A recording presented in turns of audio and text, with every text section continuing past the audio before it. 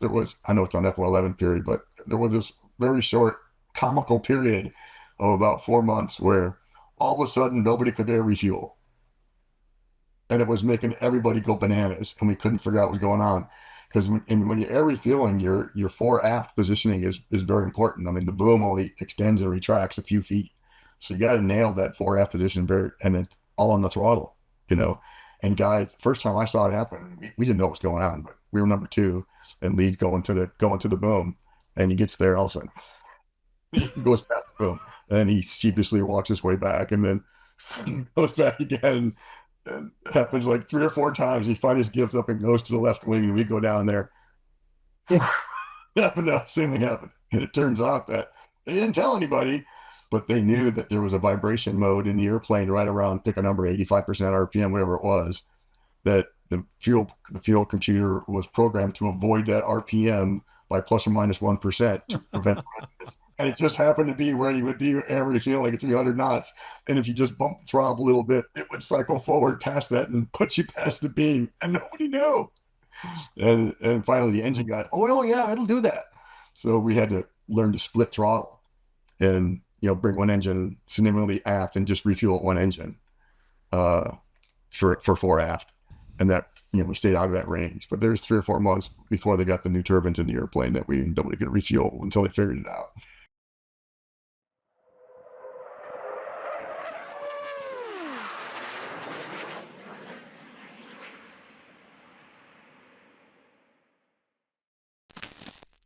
Greece, welcome back to 10% True. It's great to see you again. Great to be back.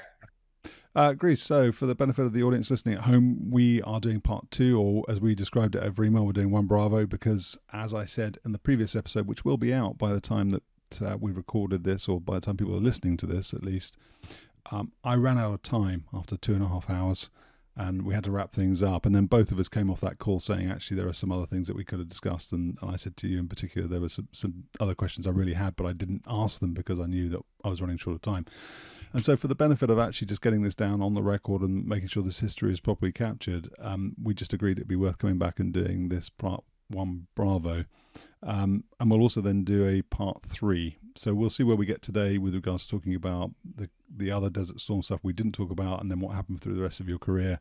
And then we'll knock it on the head and come back for part 3 to finish things up and get some concluding thoughts from you on things as they are today and the lessons learned and your overall observations of spending your time in the Air Force and doing the job that you did. So with that said, let's start with weapons. So we're going to go back to F-111F. We're going to go back to Desert Storm 1991. One of the things that you had said that when you got to Lakenheath as a young Wizzo, first assigned to the F-111F, was that it had all these stores, this weaponry from the Air Force inventory that could carry CBU, GBU, low drag general purpose, high drag stuff, and so on and so forth. One of the weapons that you mentioned was Maverick. And I'll be honest with you, I have never seen an F-111 with Maverick on it. So the first question that I wanted to ask last time around, but I didn't, was when you talked about going up against the Iraqi Republican Guard, tank plinking as it was eventually called, was Maverick a weapon that you could have used? Was that there as a formality and you didn't actually train with it? No, when we got into the weapons learning mode when we first got onto the base, the full inventory was in the encyclopedia that we had to become familiar with, and there was an active weapons development activity at Eglin forever. So it was always the next thing was coming. So you always had to stay abreast of all the weapons. So I actually never saw a Maverick on the airplane, but we kept hearing it was coming. And since the F4 employed it, we adopted everything the F4 did, from Snake Eye to Rock Eye to everything else. We kept abreast of what the Maverick could do. We kept abreast of the different variants because there was the baby Maverick, the bigger Maverick, later on the G model Maverick and all that. So we were kind of waiting for the next weapons package to come out. But yeah, we never, during Desert Storm, it was never an option. And I left the F-111 and, maybe not quite a year after Desert Storm. So if they added it later, I wasn't in on that. Okay. But it was definitely on Strike Eagle when I got there. So it stayed around quite a long time, and it's likely still in the inventory today. There's an interesting episode that I did with Star Baby where he has his, I guess you call it weapon system video from F4 don't know if it was an E or a G, but he shows the Maverick and he talks us through, and it looks like a difficult weapon to employ. I don't think he was a Well, big fan of it. well, the tricky part is you see a lot of weapons test video from the Maverick, and it's from an instrumented Maverick, so you get to see the video all the way to impact. In employment, that doesn't happen. When it leaves the rail, they get a blank screen. Right. It doesn't transmit the data back. So there was a lot of reluctance to use the Maverick in a lot of different environments because being rocket powered, huge footprint. So if you had to deal with collateral damage or where would it go if it went stupid, it was a really big radius that you had to be worried about. And all you got in the cockpit pre-launch was the early ones. You got the video, and you could see what the camera was looking at, and you could do they call it lock on, but it's just basically an image stabilization feature. It's okay. That's the image I want you to maintain in the center as you go inbound, and it would self guide towards those pixels. The laser Maverick, you actually got little sparkles on the screen that were the indication of the reflected laser energy. But as soon as you let it rip, the screen went blank, and you had no control over the weapon. Wow. So all the other weapons to that point, either through Pavetac or through Lantern later or Lightning and Sniper later, the imagery would come through the pod or the Maverick pre-launch, and then post-launch you flip to the pod. You could see the Maverick going. You could see it impact. AGM-130 or GB-15 went off. The camera in the nose of the airplane data linked the image all the way to impact. So it's a completely different employment environment when you got to switch between sensors to watch the video and that kind of thing. But most of the Maverick video you see out there on the internet was from instrumented missiles that they put a data link package in for weapons evaluation, and you get to see it all the way to impact. Speaking of GBU-15, then we did talk about it really briefly in the sense that you covered it as one of the munitions that the airplane was cleared to employ, and there's lots of photographs out there of F model F-111s. I think maybe other variants, but certainly F models carrying inert ones, captive carry ones. Was there any call for using that during Desert Storm? I mean, it's a standoff weapon. We used it a lot. We did. Okay. Oh yeah, we used a lot of it. I can't remember when the first use was, but it was wildly successful. It was a royal pain in the butt in training because the airplane was sensitive electronics, so that all the electronics had to work right. The pod, there were a pod you had to carry that was the data link pod, which was the size of the Pavetac pod. I mean, it was a very, very large pod. The RF environment around that pod was not perfectly line of sight, so everybody had to be in the right position and the right antenna angles and the right coverage of where the antenna was going to point, and so all that had to be orchestrated in an employment event. And then the weapon itself had its own transmitter on it, so that had to go perfectly. And before they load the weapon, they put it through the paces on a ground test system. There was only a handful of those ground test systems on planet, and moving it almost guaranteed to break it. So the logistics and the training behind G-15 were monstrous. So probably 15-20% of the crews were GB-15 qualified. And we would send out a 4-ship. Well, that meant not everybody had a pod or not everybody had a weapon. So depending on how they loaded it out for that day, but it really made its big news debut when they used the GB-15 against the oil pumps in Kuwait. Oh, was that to put the fires out? And that and to stop the pumping wherever the oil was going, wherever it was being pumped to. Okay. They shut down the pumps with that weapon. Wow. And the beauty was you didn't have to be in a threat ring to guide the weapon.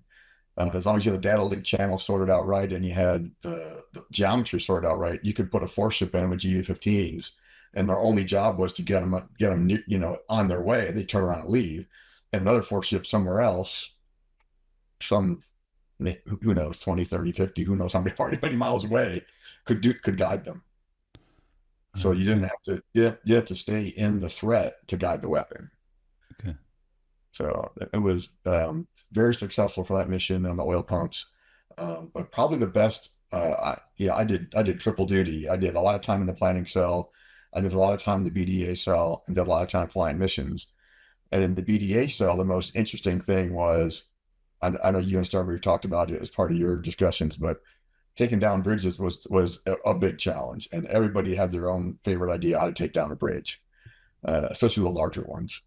And the GU-15 was really useful taking out bridges because you could fly it horizontally and into the junction of where the bridge deck met the bridge pylon. That was the only weapon you could do that. You could, because you literally fly the weapon, in the airplane from, I think in today's drone world, you called it POV or something like that.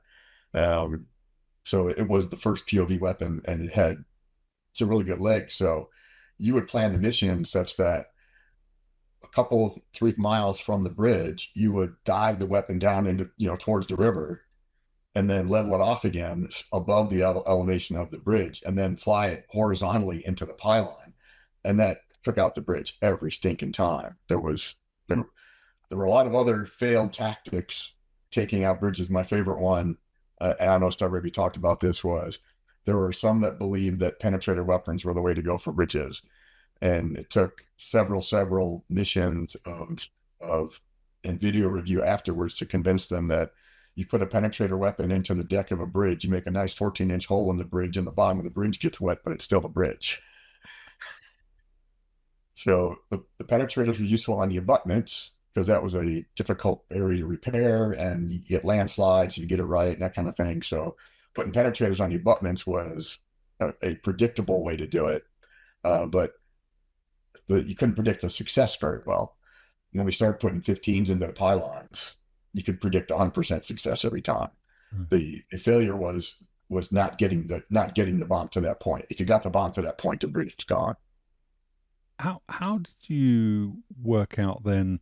So if you fly the bomb down and then you level out and fly sort of co-altitude with the span of the bridge or whatever, and how did you figure out the energy profile for that then? I mean, was there you mentioned the guy earlier in the first episode who did your planning software, and was it part of that? Was that a weaponeering package too? Yeah, I didn't weaponeer it, so I don't know how they did it. I just saw the videos in the BDA cell, and it wasn't quite co-altitude. It was, still a downhill slide, but it wasn't the, 60, 70, 80 degree impact angle that you would get from a medium altitude weapon. It was much closer to horizontal, maybe a 10-degree dive, something like that.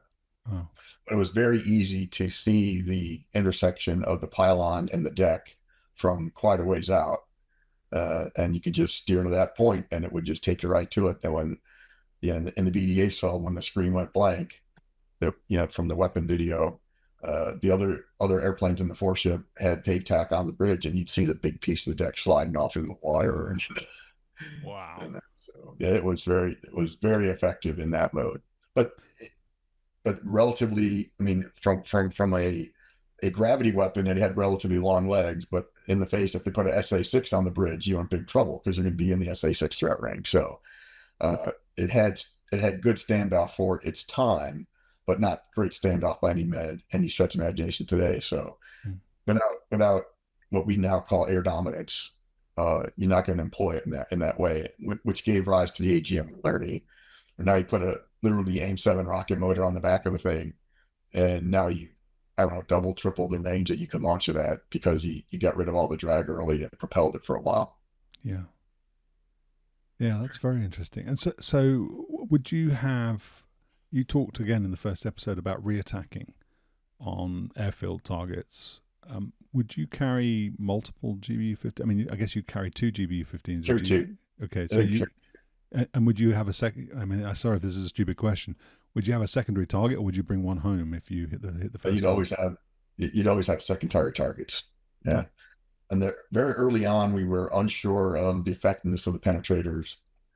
So we would put two penetrators into each target, some for reliability because, fuses can dud, laser seekers could fail. So for reliability in the first few days, we put two in every target. But I'm going to guess by week 2 or 3, we had fantastic statistics. So we started planning 1-to-1 at that point. Wow. And I wasn't a G15 guy, so I'm not positive, but it wouldn't surprise me if somebody else came on and said, no, you could carry 4 GB15 because there weren't 4 pylons on the airplane. I just don't know if they were all wired for GB15. And your combat loadout did not include fuel tanks, external fuel tanks. Is that correct?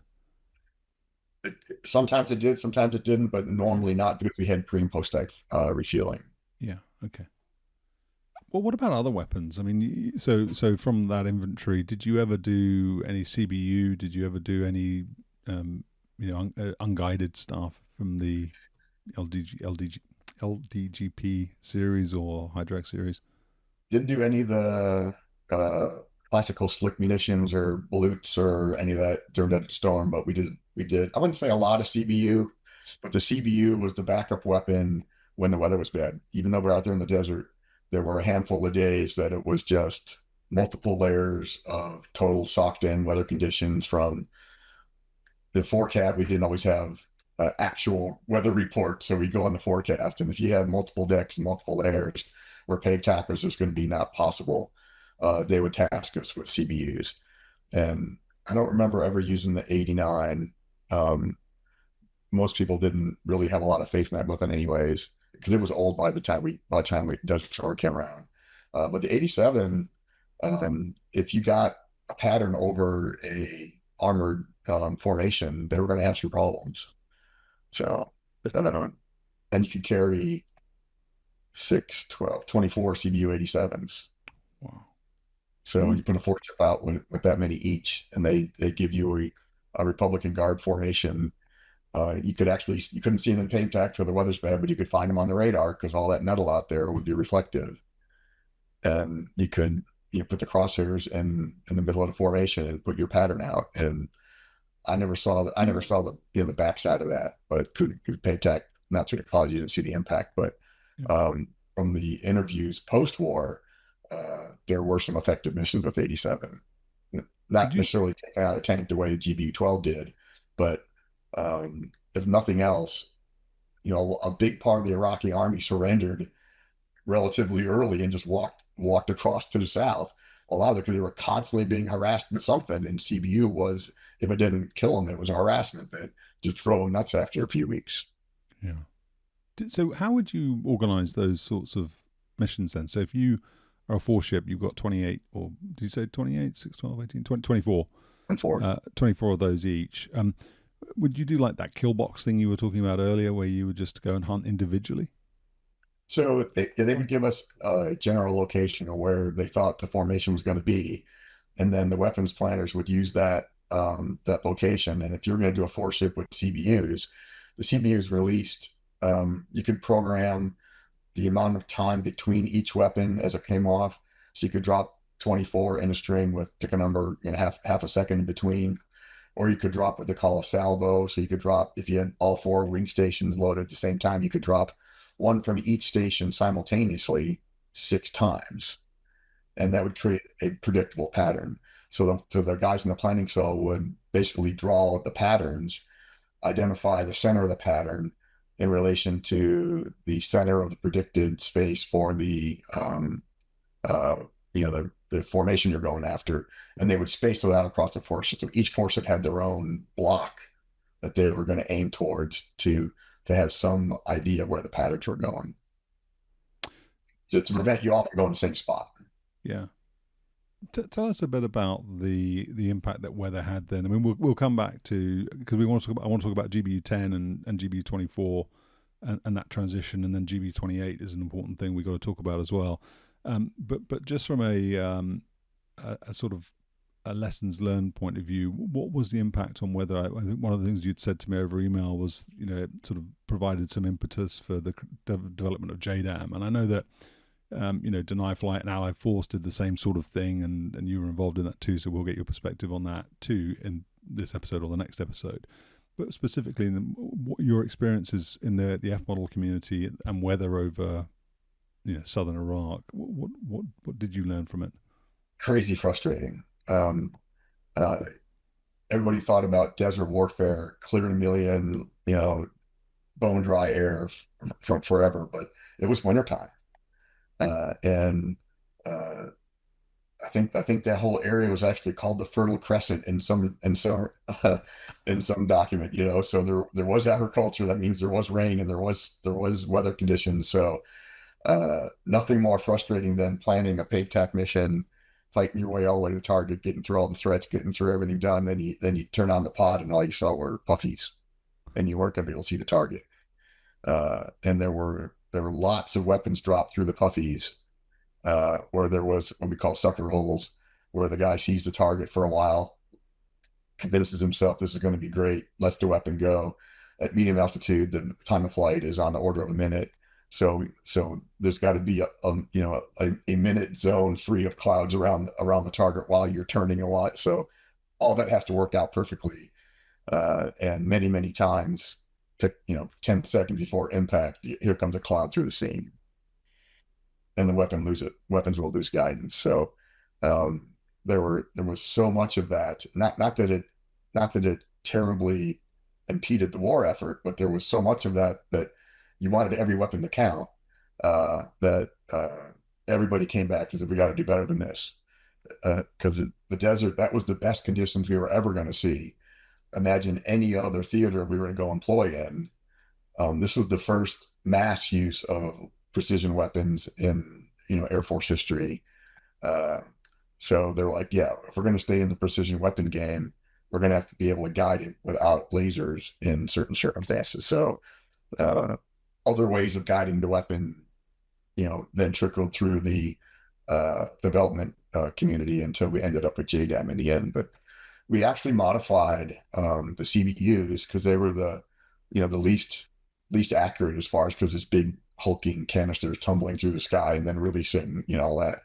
And at medium altitude, it's all about the wind. And the airplane doesn't know what the wind is 10 feet below the airplane. It knows what the wind is right now at the airplane, but the atmosphere is not a linear regressive mass of air. The airplane believes it is. So it has a statistical wind model built into it that adjusts the release point based on what the measured winds are compared to what the model says the wind will do as it goes down through the altitude. None of that's perfect. So there was actually a follow-on version for the CBUs that added an inertial tail kit to them that we called it WICMID, wind corrected munitions dispenser. So it didn't have GPS, that didn't exist yet. It had a little inertial gadget in the back that could sense accelerations and not really steer towards where it was supposed to go, but reduce the impact of the wind. Make the wind less of a factor, I guess is the way to put it. But Yeah, WICMID came after Desert Storm, though. WICMID is yeah, not is like a mid-90s type thing, yeah, late 90s type exactly. That thing. was one of the early technical developments, because there was no GPS yet, so they were just trying to find anything we could do that was not going to be weather dependent. And Wickman didn't care if it was cloudy. So the question running through my mind, I think I know the answer, but I have to ask it anyway because it's for you to answer, not for me to. But the question I've got then is, well, why not go back to low level? You had sort of attrited much of the strategic surface to air threat capability, the IADs that carry, as they called it, that Iraq had. I guess you've got pockets, you've got Roland, maybe some Kratal, SA6, maybe some SA8. I'm saying this as though none of this is a big deal, but you can tell us, why not go back to low altitude? Why not do pop-up attacks? Bullets, bullets were everywhere. They never ran out of bullets. Okay. There's a great. I used to remember with an artist, Long. Yeah. Yeah. So if you look at any of his paintings, I always describe it as taking a log and tossing it on the fire and watching all the sparks fly up. Every night looked the same. They never ran out of bullets. It shocked me after. I think we started mid-January. We were still flying missions end of March, and there was no change in the bullets. Really? The only thing that changed dramatically was, and part of it was depending on where you were in the packages, but my first handful of missions, I could see the bullets 100 miles out, and they were like, we're flying into that. And then towards the end, we literally nicknamed it bomb activated AAA. They didn't know we were coming because by then all the early warning was gone, all the radars were gone. So they just kept everything charged and ready on the ground. And as soon as the first bomb went off, then they started launching the bullets up. Wow. So yeah, it was undescribable the number of bullets Wow. So their logistics must have been excellent. for at least for that. Yeah. Uh, I don't know if they just and but we were almost not universally but largely targeting airfields at the time. So airfields typically have big bomb dumps and lots of storage. So they may not have been relying so much on resupply. They just may have had a ton of it in storage ready to go. Did you ever see any huge secondaries then? That's a Oh where yeah, you, yeah. yeah. I lost a weapon to a secondary.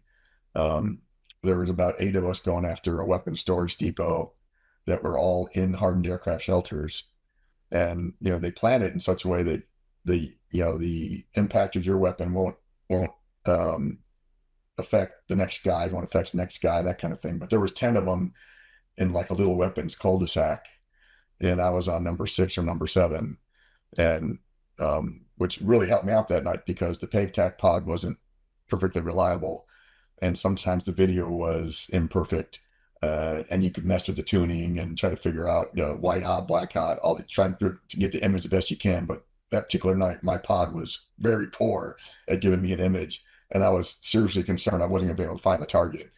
And we were probably 15, 20 miles out, and oh, that's the target. It's over there because Lee had already hit it. All right, now I have an idea. And then there goes the next one. There goes the next one. And I had let my weapon go.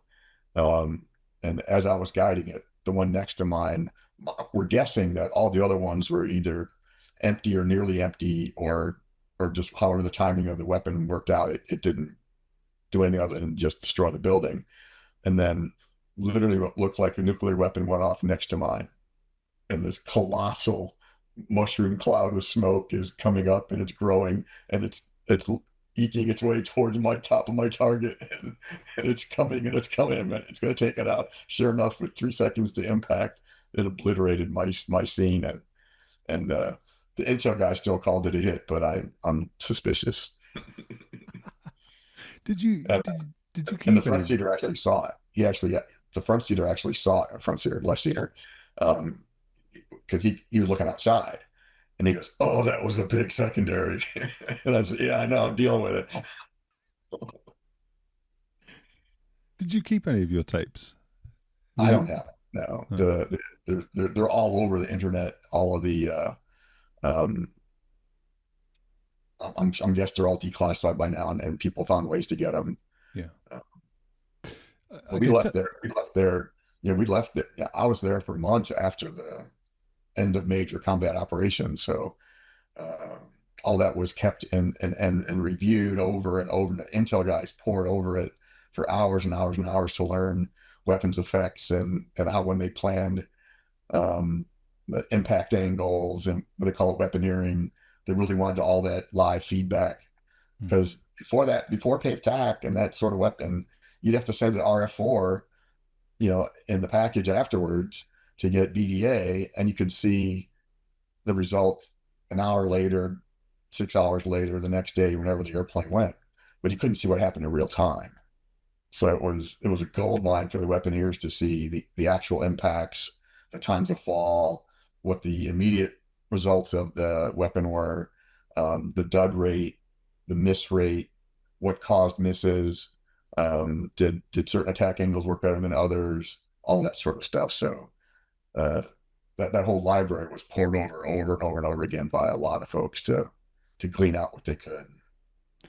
One of the things I noticed when I watched those videos is that, well, there are two things, and perhaps you can tell me if I'm just mistaking what I'm seeing for something else. But it looks a lot like you would sometimes overfly the target. So often, as I understand it, there's a profile where you sort of turn up, and I think you mentioned it in the last episode where there's an amount of time you need to the field of regard has to be available and on the target for a certain amount of time while you turn belly up and head away from the target. But it looks like sometimes you overfly it. And the reason I say that is because sometimes it looks like it flips and goes upside Yep. down. And so the question I had was, did you have automatic tracking like you did with Lantern and the Strike Eagle? Okay, so you're using your little joystick to track that Yep, manually, and yep, then yep. the other question is when it flips upside down, do the controls reverse? So or do they automatically? So pushing forward on the your little stick now means the Yeah, cursor I goes don't remember. down. I don't So remember. I literally never planned one to overfly a target. I always planned a what they call designator term. okay, So I don't remember if it would totally make you go tumbleweed trying to keep it alive when it flipped over. So yeah, I never did an overfly. All mine were designator turns. okay. What difference was it? A 30-degree turn, a 45-degree turn, a 90-degree turn, and that was all based on the tactics and how we are trying to get the airplanes in and out of the target area. So 30 degrees was plenty to keep it from flipping. Okay, tell us then about this sort of move from the GBU-10 to the GBU-24. How did that come about? What was the transition like? I think a lot of it was reliability, impact reliability. The GBU-10, famously known for what they call bang bang guidance. The control system uh, sees the laser spot, and if it's to the left, it fully deflects a correction to the right, and if it's long or short, it does a full correction, long or short, and that it has some cycle that it repeats. I don't know, 1 hertz, 5 hertz, whatever it is. And so it's constantly moving the weapon in in full deflection. And I've heard people that were too close to a training round on the ground, they could actually hear as the fins are moving. So an inert weapon. So that that aerodynamic movement created a lot of drag in the front of the weapon. So it reduced the ballistic range of the weapon by some not terribly predictable amount. Hmm. So the weapons computer had a model of what that would be, but it was known to be imperfect. So the only way to combat that was to use a technique that we call delayed lasing. So at that time, the original Pavetac mafia had a point that if you couldn't find the target on the radar, you were wasting your time trying to put Pavetac on it because you weren't going to get the weapon there. Um, and so the ballistic release point that you actually let the weapon go for GBU-10 was very important.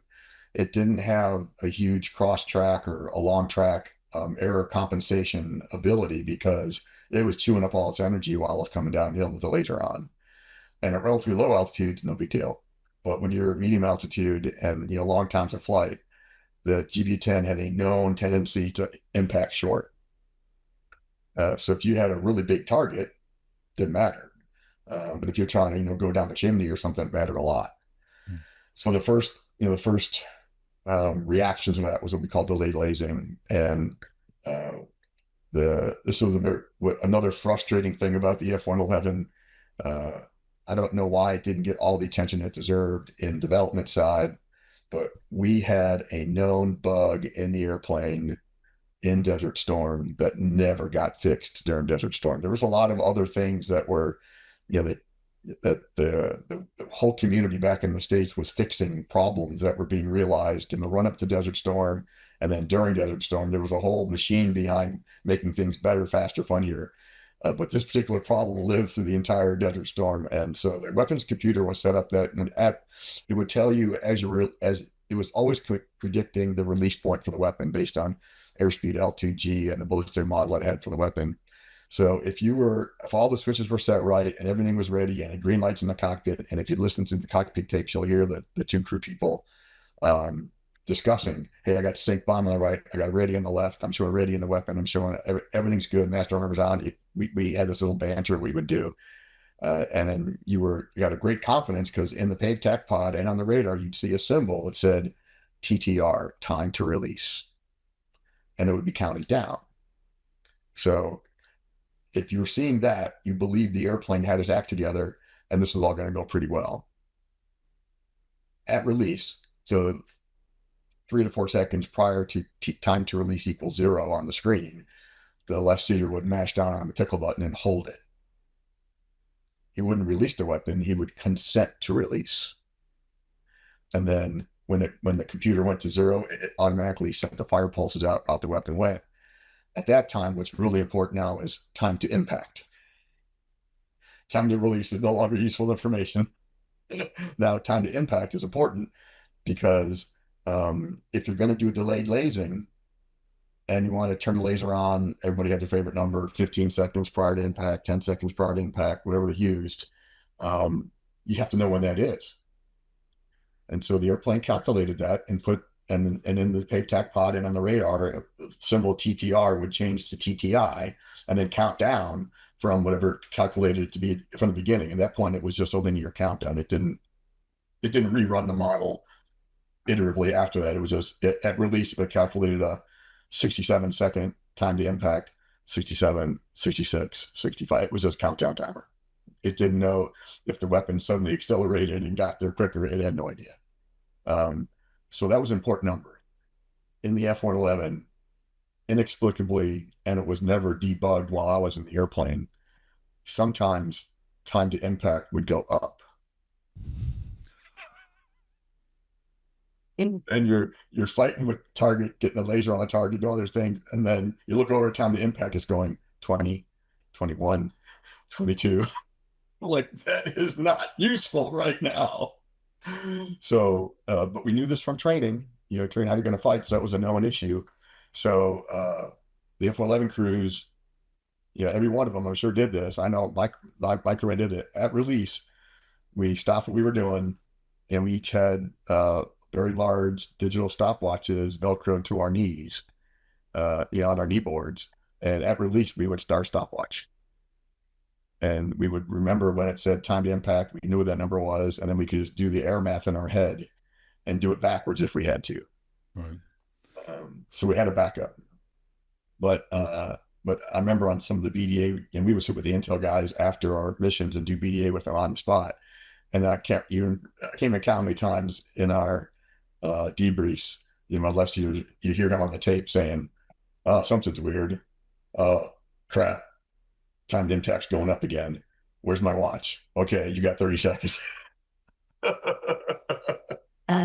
So all those things combined made GBU-10 a suboptimal weapon in a lot of cases, and it had no standoff.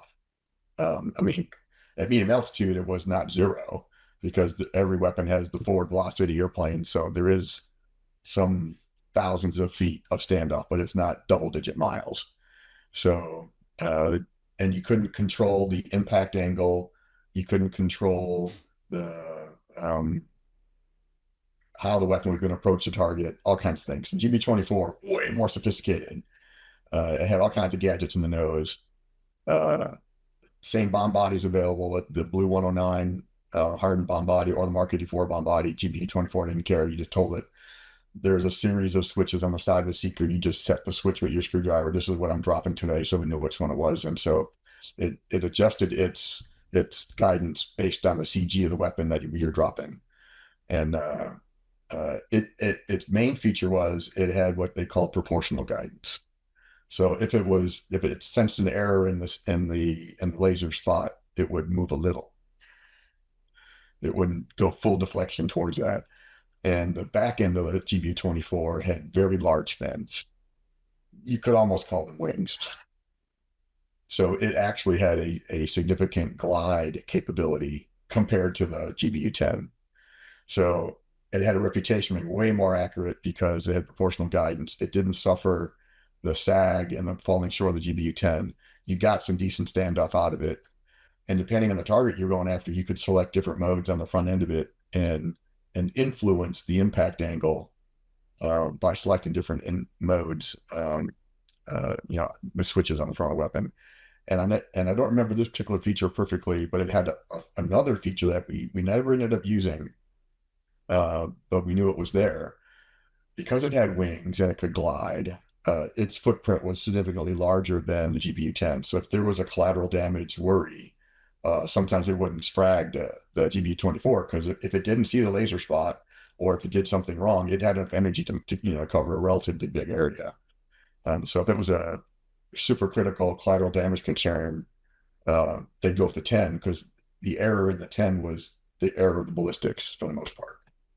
So, but if you release the GB-24 in a specific dive angle, it would it would it would overwrite all of its other known um, ballistic trajectory features and go straight to the target. So Okay. the original part of the GB-24, it was designed for low altitude release. You do a 5-degree bump up, and then it would climb itself after that to try to get as much altitude as it could, and then it would preserve its altitude the best it could for the longest time. And then when it got a certain number of degrees down, seeing the laser, it would say, "Hey, I got to go now," and pitch over and go. And then with the different modes, you could alter that position a little bit.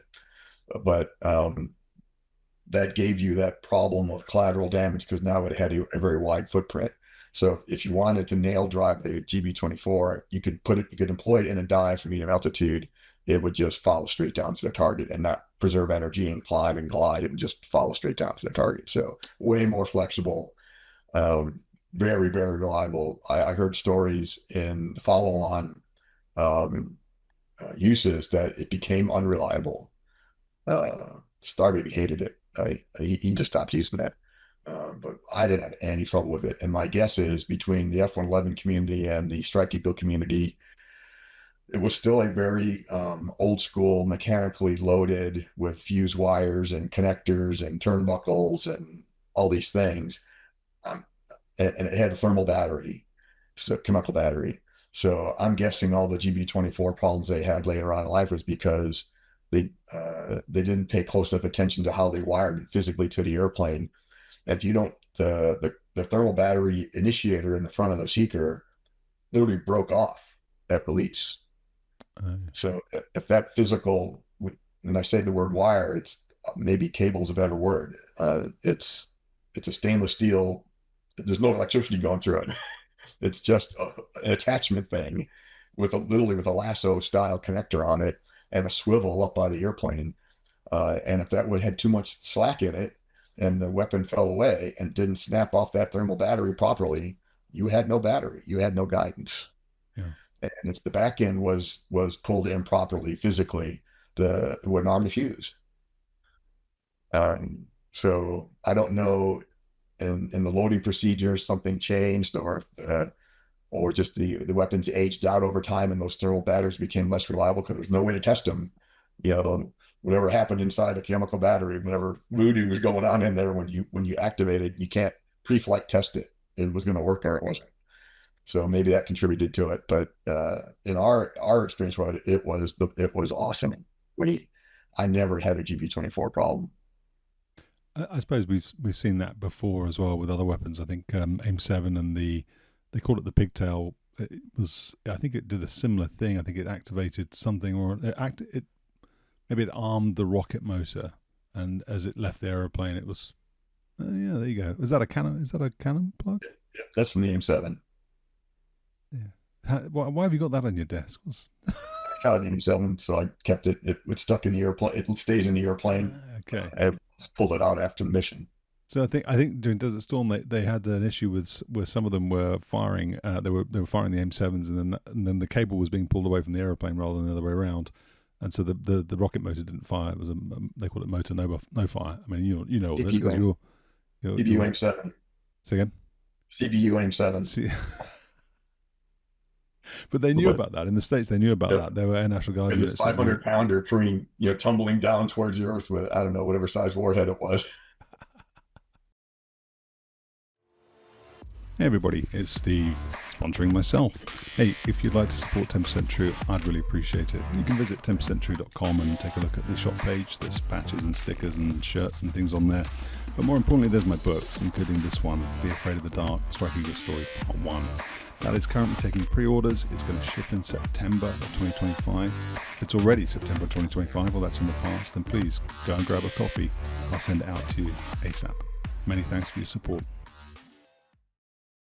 Just staying with the GBU-24 just for a minute then. So did you, as you said, low-level laser-guided bomb was the formal name for it. Did you ever do, having just said that, the AAA threat never went away, did you do any low-level stuff with that weapon? Yeah, the first few missions were all low level. Okay.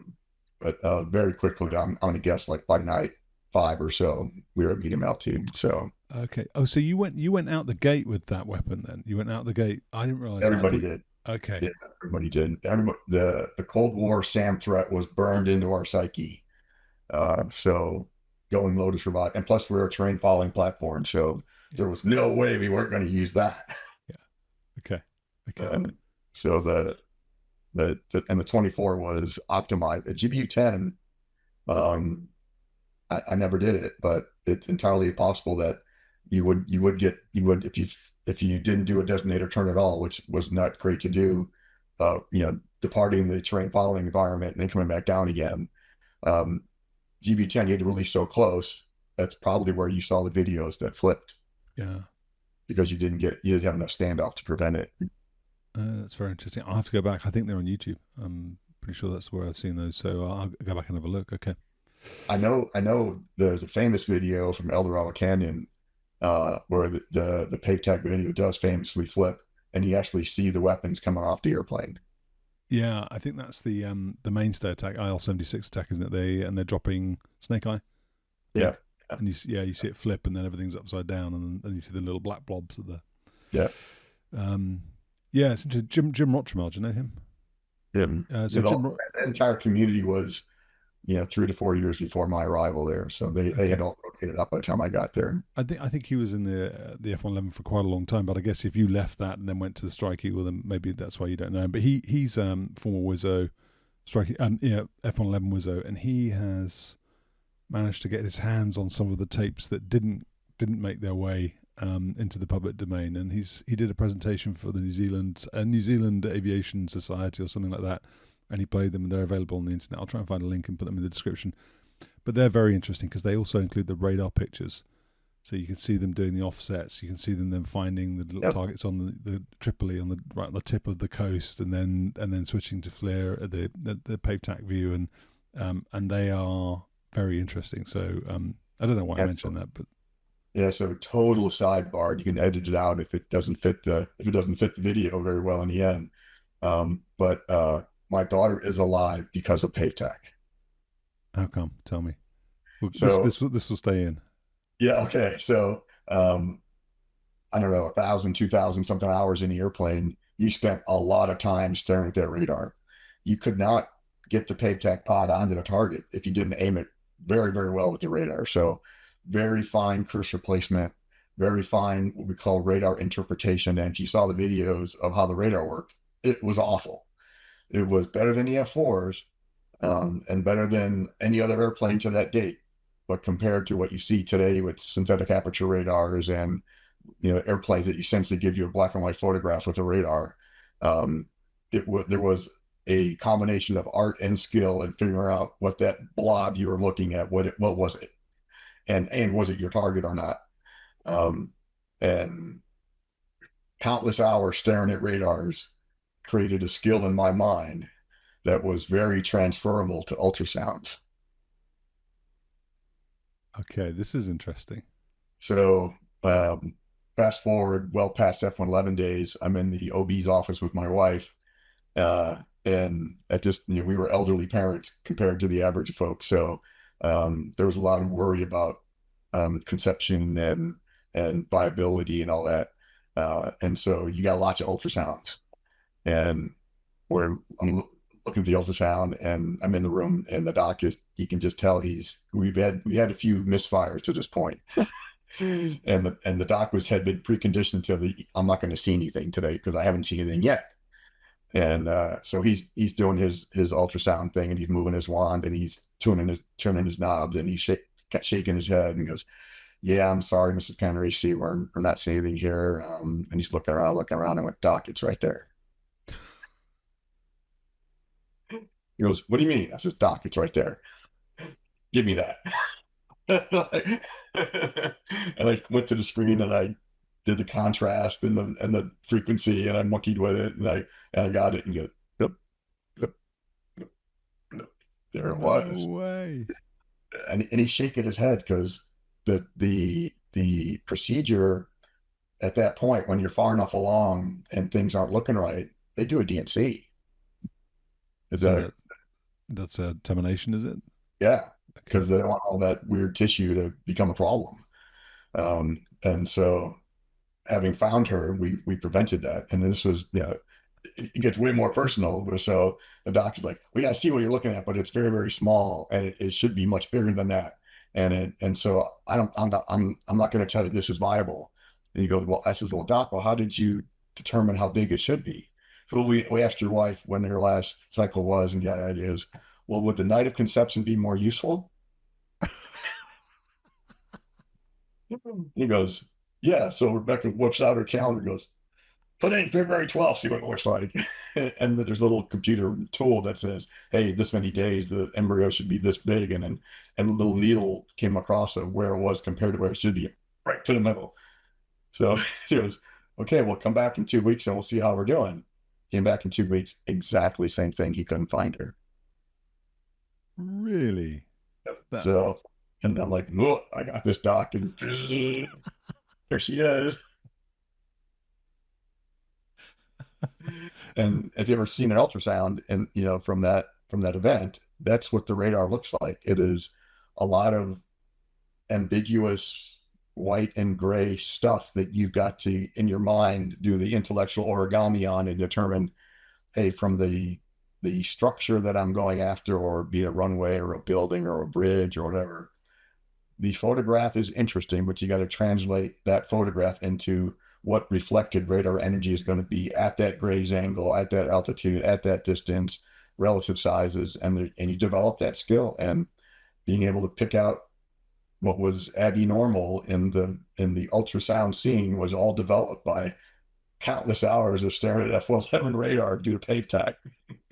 I think that might be the coolest story I've heard on this channel for the 5 years I've been doing it. That's amazing, and simultaneously extremely concerning regarding that particular doctor.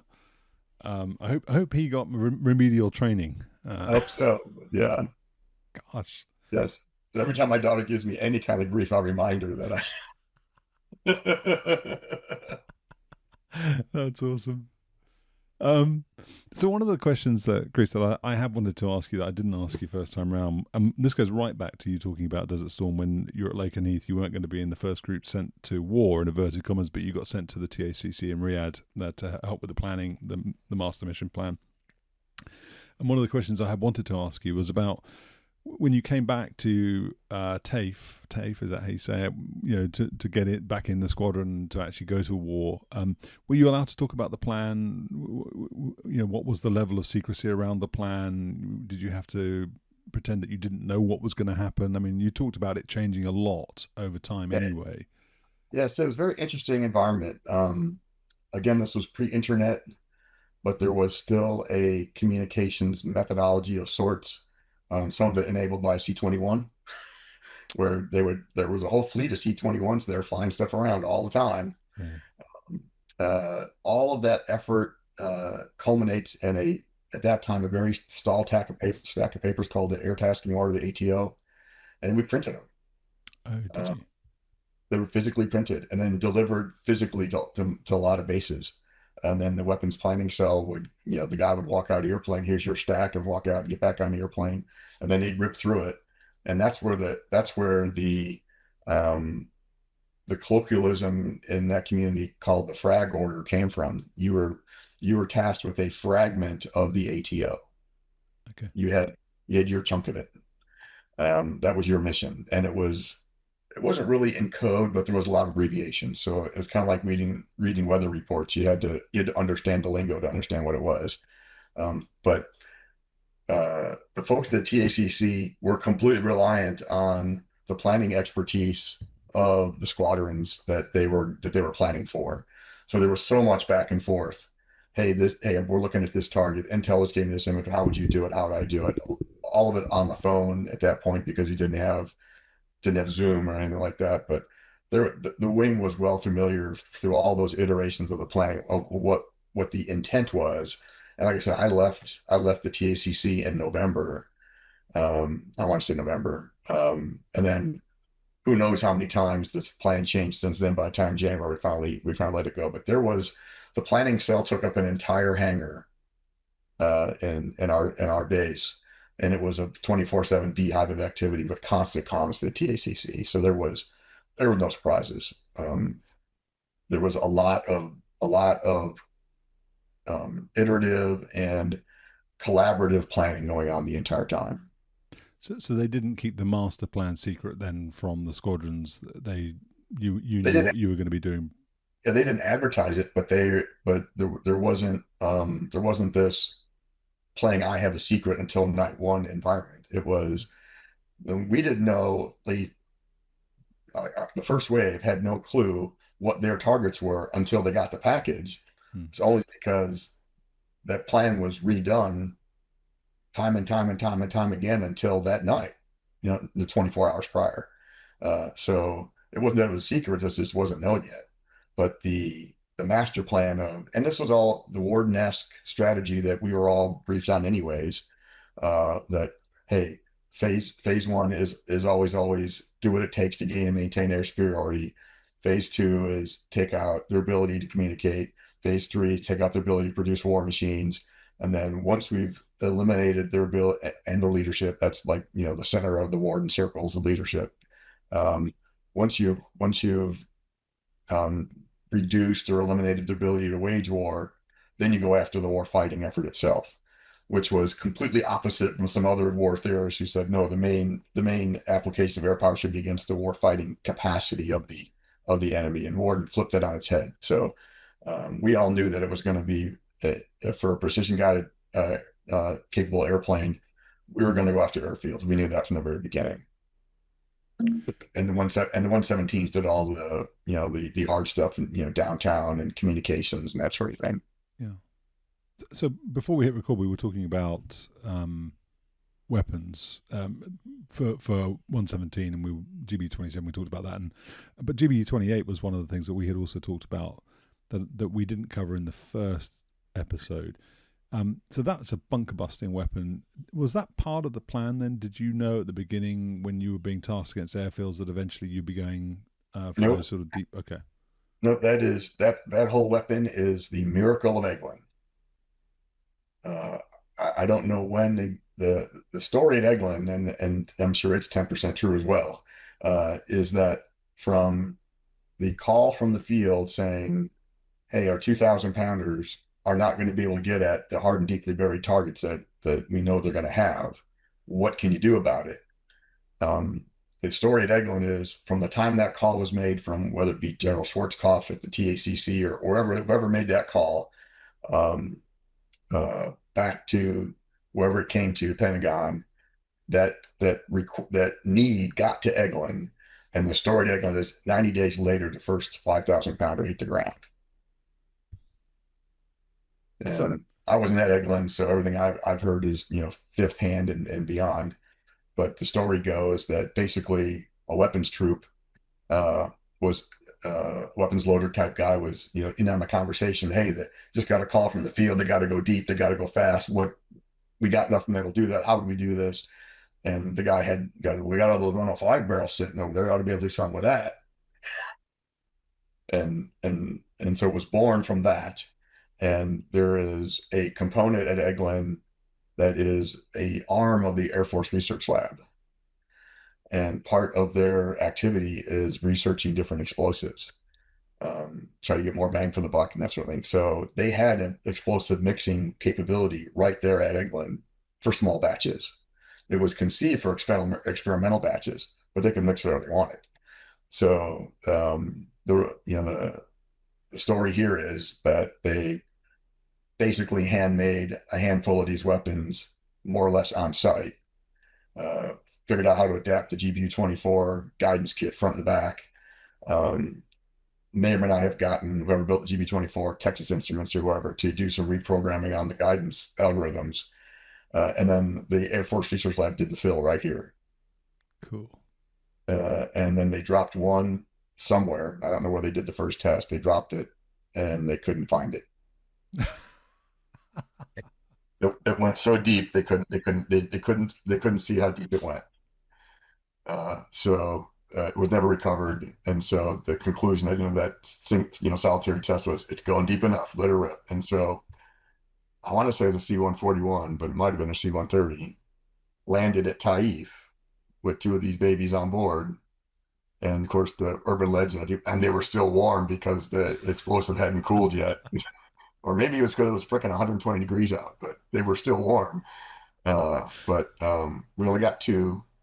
There might have been three delivered, but we only loaded up two. And then it was, who's going to drop these? And it wasn't me. I was a brand new guy, so it wasn't going to be me. But they picked a couple of very experienced guys and even more experienced left seaters because supersonic delivery, which we never ever did. Oh, okay. So the thing weighed 5,000 pounds. They put it on the inner station of the two on one wing, and to make the airplane balance, they put two 2,000 pounds on the other wing. It wasn't exactly balanced, but it's close. And then they launched out in a two ship. And there was all kinds of other things going on to create diversions and deception, and no, there was a big cloud of secrecy about what target was going to be and when it was going to be, all that sort of thing. We all knew, but it wasn't, well advertised across the internet. Didn't tell CNN at a time. Um, but yeah, so two weapons against two deep command and control bunkers that night. And that is attributed as one of the many things that convinced Saddam that there was nowhere else to hide, that this was going to end badly. You might as well give up. Because at that point, there were no longer places he could hide. Hmm. So that some history books attribute that the beginning of the end for Saddam was when he realized there was no place safe left in his country, because we had, just like in World War II, we said we had, if you thought those two first atomic bombs were bad, which you see the rest of them we got, that same sort of messaging was done for the bunker buster, and um, uh, apparently it had some effect on that. We How, never we never got the intel reports back on who was in that building at that time and what actual, leadership was taken out or not. I didn't get any of that details back, but the weapon did function as advertised. In the tape, you see it goes in, and immediately the Wizzo says, "Oh crap, it's a dud." And then it was on the order of 5 seconds later, um, big steam shafts, pillars of smoke came out of where the vents were for the building on wow, underground. wow. So And they put how was it fused? tail fuse with a Okay. timer, and So it's a timer. It's not counting levels that it's going not at through. that It's point. No, okay. that was developed years later. The Intel guys and the weaponeers did a great job of, and then the guys who built the bomb. There's the modeling community at Eglin is mind blowing, um, and they accurately enough predicted the deceleration of the weapon at impact, and then how whatever material that it was going through, how it would slow down, and that gives you a curve of the deceleration and the velocity going through the material. Then they just did math and said, okay, I want to go off in whatever it was, X seconds later. And they had to have a special fuse to do that. Um, most of the tail fuses had hard coded timer, delays on them, and that wasn't going to be long enough for that weapon. So they figured out a way to extend that. And obviously it worked. So did it get to where they wanted it to? Don't know. Didn't go dig it up. There was a huge post Desert Storm surveying effort that documented a lot of boots on the ground, taking pictures, what happened, and I was part of that later on. But um, I never saw the reports for those particular targets and if they ever got there and dug it up or went into the shafts to figure out. Well, I never heard the result, but the political result was that was attributed to the beginning of the end of the war for decision making, and in in Baghdad, that okay, nowhere safe, and that goes back to Worden's whole theory of war. You don't have to wreck the country. The whole point of Worden's warfare was you only do this to change the mind of the leader. Hmm. You're influencing their decision, and there's lots of ways to do that. But at some point, they decide that the risk versus gain of continuing is no longer in their favor, and they give up. So, Did you later? Well, at any point then, did you carry the weapon? Did you release the weapon? Did you use it? then we only No. had the only like that. We might have had three delivered, but we only delivered two. Okay. And then They didn't make any more than that afterwards. Oh yeah, it became a fielded weapon Yeah. years later. Okay. Uh, But but you never because Strike Eagle could carry it as well, couldn't it? It's on the center line. later on, Yeah. and we never, that was one of the not so friendly rivalries between the F-111 and the Strike Eagle, which is the better airplane kind of, malarkey. And so the 10% true story we heard was that they tried to put it on the Strike Eagle and couldn't make it work. So that's why it came to the F-111. And I think there's probably a little bit of truth to that because the physical part of it, putting on the center line of Strike Eagle, is problematic. They obviously figured it out, but that's not a trivial thing to do. And on the wing of the F-111, the world's your oyster. There's plenty of room up there. Mm. It's second only to the heavy store adapter beam on the B-52 as far as flexibility, what you can hang out there.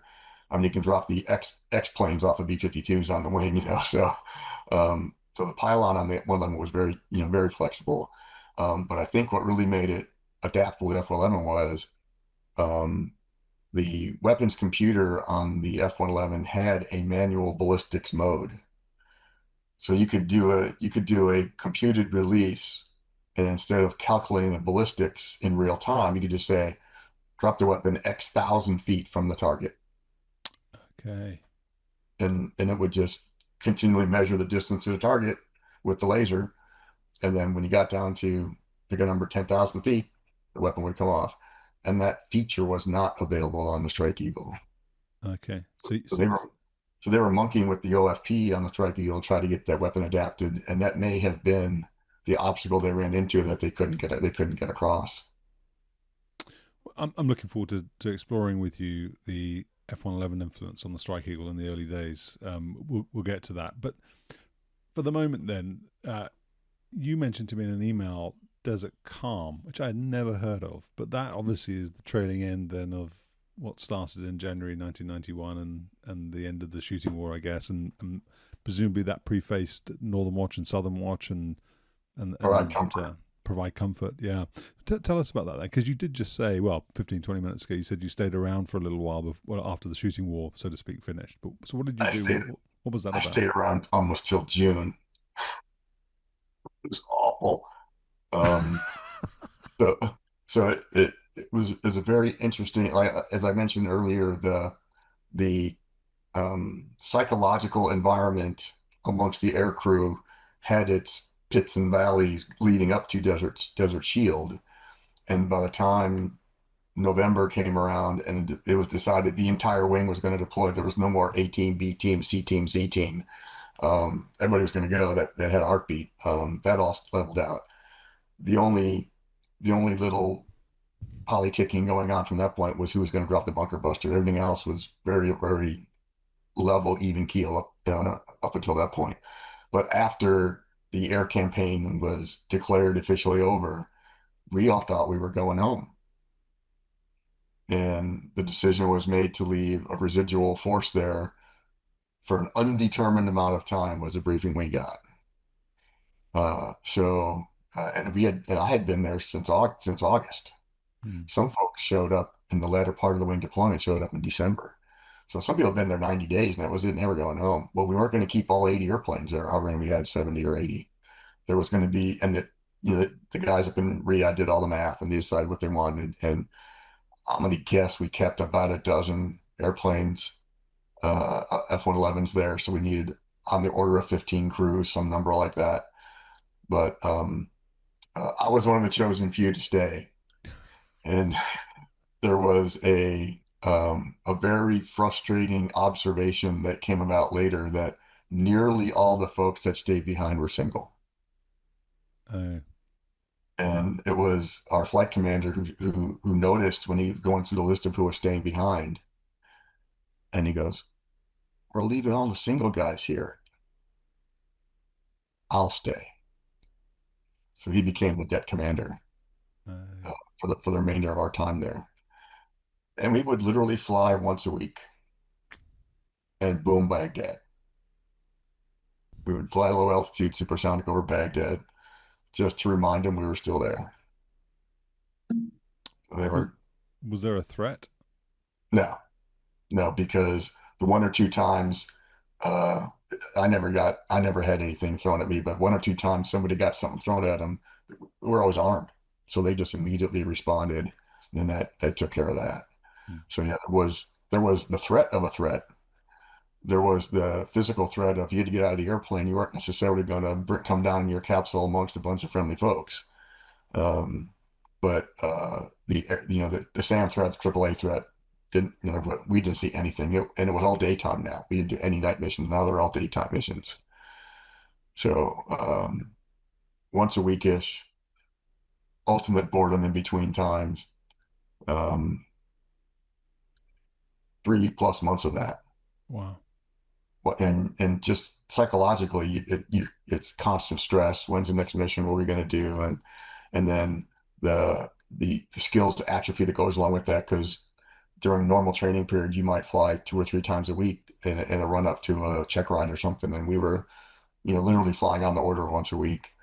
Um, Was that at the so behest of the Saudis then? I mean, I'd heard about some of the Eagle guys who stayed behind at Dhahran, and the Saudis, once the shooting war ended, said, okay, you guys can only fly a certain amount of times. Was that them directing that, or? the guys up in Riyadh would have known that. We just know we got an ATO every day, and we looked at it, and if we weren't on it, we went home. Here's a question that just occurred to me, which is a little bit of a rabbit warren, and I'm sure we'll get out of it very quickly. But so you start flying in the daytime. You're in an airplane that has a black belly and is nicely painted on the top. Sort of it's like an SEA, Southeast Asia type camouflage. Two-tone green and a brown, tan, whatever you want to call it. How did that fare in the desert then? Was that something that you looked at and thought, well, we stick out like sore thumbs? Was there no threat worth you repainting the aeroplanes? Did anyone ever say, let's repaint the aeroplanes? Yeah, we weren't going to paint the airplanes. The airplane had dang near 1,000 pounds of paint on it. A thousand Uh, pounds. Yep. And it's a major effort to repaint an airplane. Since we're gonna fly at night from the day they said Lakenheath are going down to Saudi Arabia, we knew we were gonna be flying at night because of the night terrain following capability. So I didn't even think about what the camouflage was like. Didn't matter. And then we were flying daytime missions in Desert Calm. It didn't matter because there was no threat. So yeah, So, the so airplane, go. it was the way it was. We didn't. There was literally no talk of changing the airplane. Wow. It was a major undertaking. It's there's an entire maintenance facility for painting aircraft on it, and not all bases have it. And I don't think we had it at Lakenheath. I think we actually had a partnership with a British um, BAE or somebody. I don't know who it was, but Fulton. that did aircraft repair. Yeah. And so I think that's who painted our airplanes for us. I think that Versus, was at Filton. Filton Aerodrome in I don't know if it's Somerset or you were about to say Bristol, weren't you? Bristol comes to mind. Yeah, I don't somewhere know down in the why. West Country. Yeah, they did all the Yeah, PDM as well. They did the planned depot maintenance for you guys too. yeah, Yeah, yeah, yeah. Filton, So Filton we could probably do touch-up paint at Lakenheath, but we couldn't repaint the whole airplane there.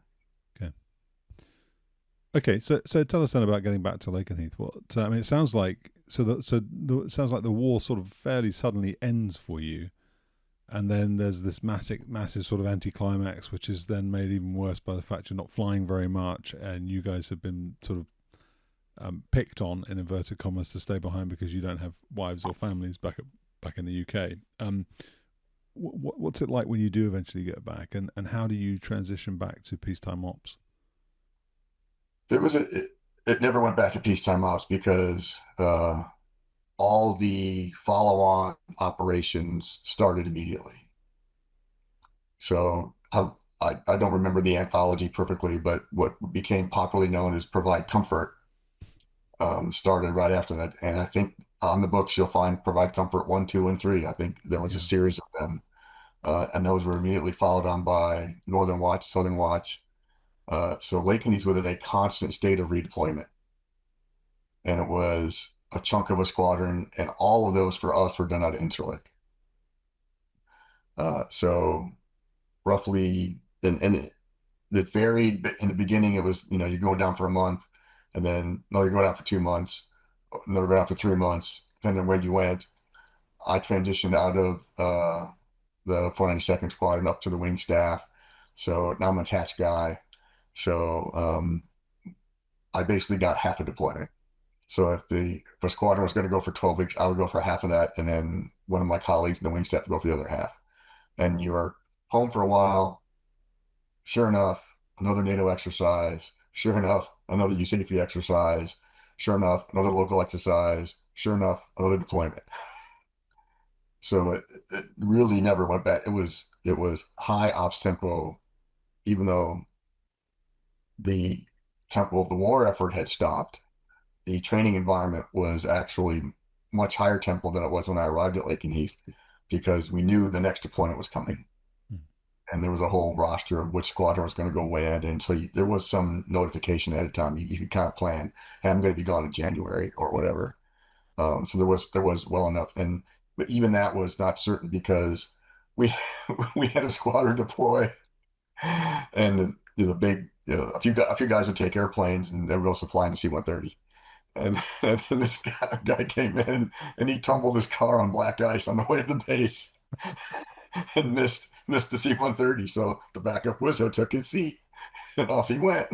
And he gets to the squadron, and he's all bleeding, and his face is all red. He's like, did I make it? Did I make it? So, no, man, the airplane's long gone. You've been replaced. So, but the hard part that happened there was, in the following 18 months, the Air Force then reevaluated its fleet of aircraft and what the future of each aircraft was going to look like. And the demise of the F-111 was already on the books before Desert Storm. So it became one last hurrah. And the decision to convert the wing to Strike Eagle operations could have been made during Desert Storm or before Desert Storm, for all we know. But very shortly after we returned, we knew that the F-111 was going away, the F-15E was coming, and now it was the mother of all food fights, was who's going to get picked to transition to the F-15E, who is going to stay in the F-111 and either go with the F model wherever it went, Boneyard or otherwise, or go back to one of the other F-111 bases. And the first, very fortunate for me, the first requirement was you couldn't be a major.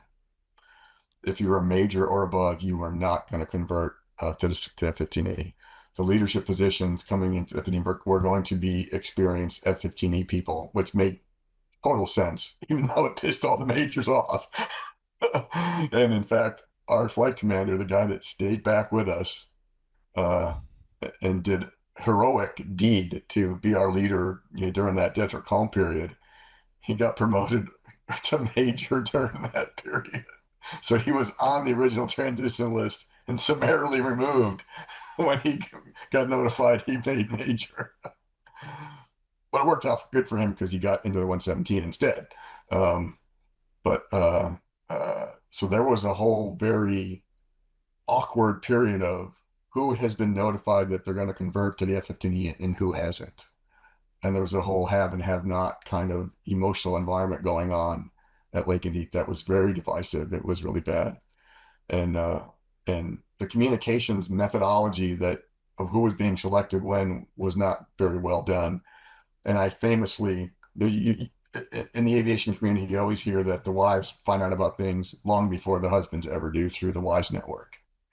I don't know if you've heard that before, but that was well understood. And the very first guys, the first batch of guys that were notified they were going to the Strike Eagle, I wasn't on that list. I wasn't notified. So, my morale is dropping like a rock. Every week, as more and more guys get notified that they're going to go in June, you're going to go in, and then all of it was timed based on when there was RTU classes available at Luke, and that they're going to be conversion courses. They call them TX courses.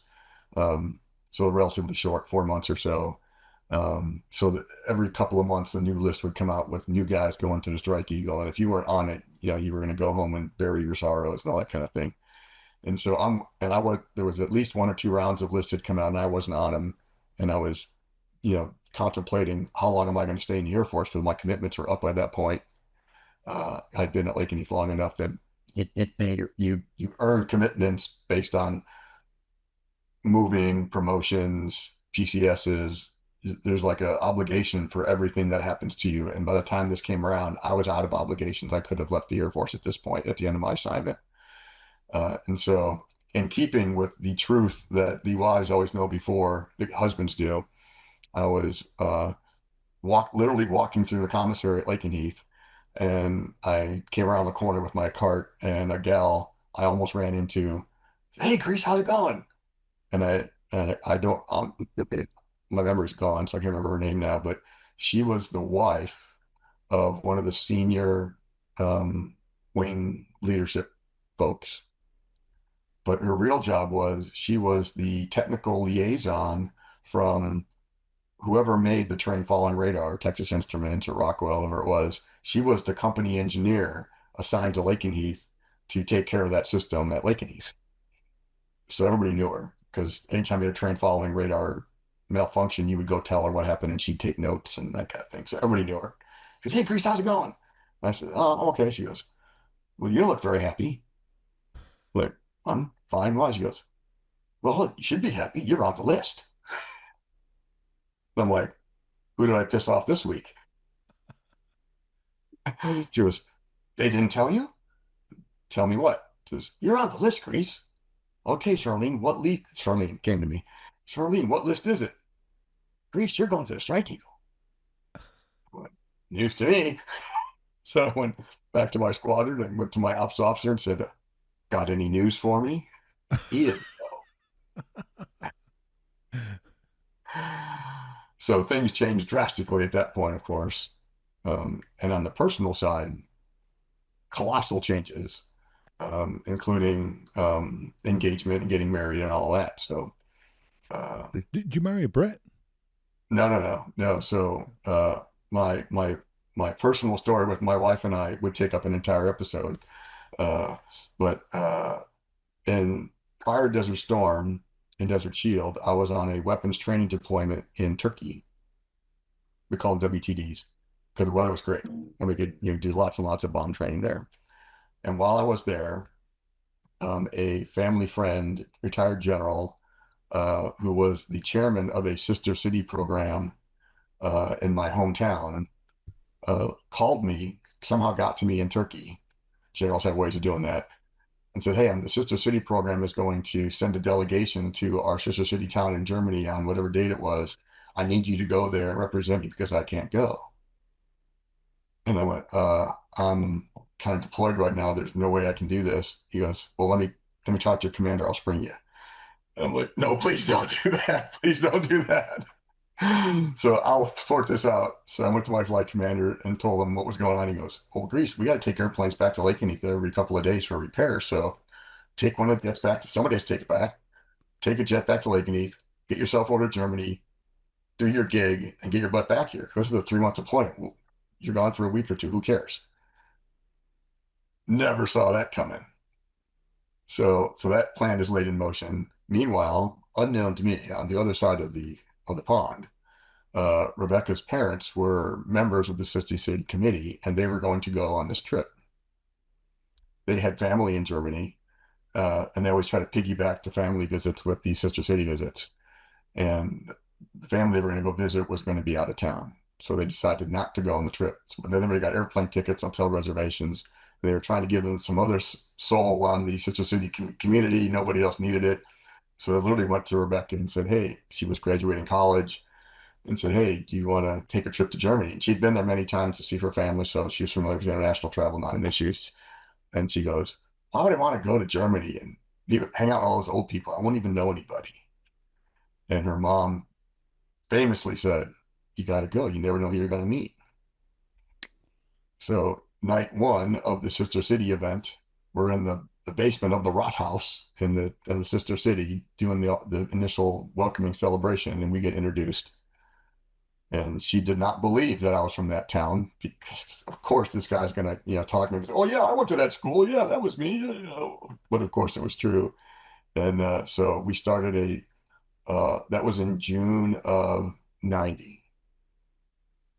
So the long distance letter campaign continued all the way through Desert Shield, Desert Storm, Desert Calm. And instead of going home to England and Desert Calm, I went to Chicago Oh, did you? Okay. and then brought her back to England. Okay. You went back solo or with Rebecca?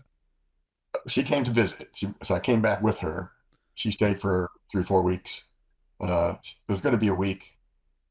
And called mom. Mom, can I stay another week? She goes, "Oh no, you're never coming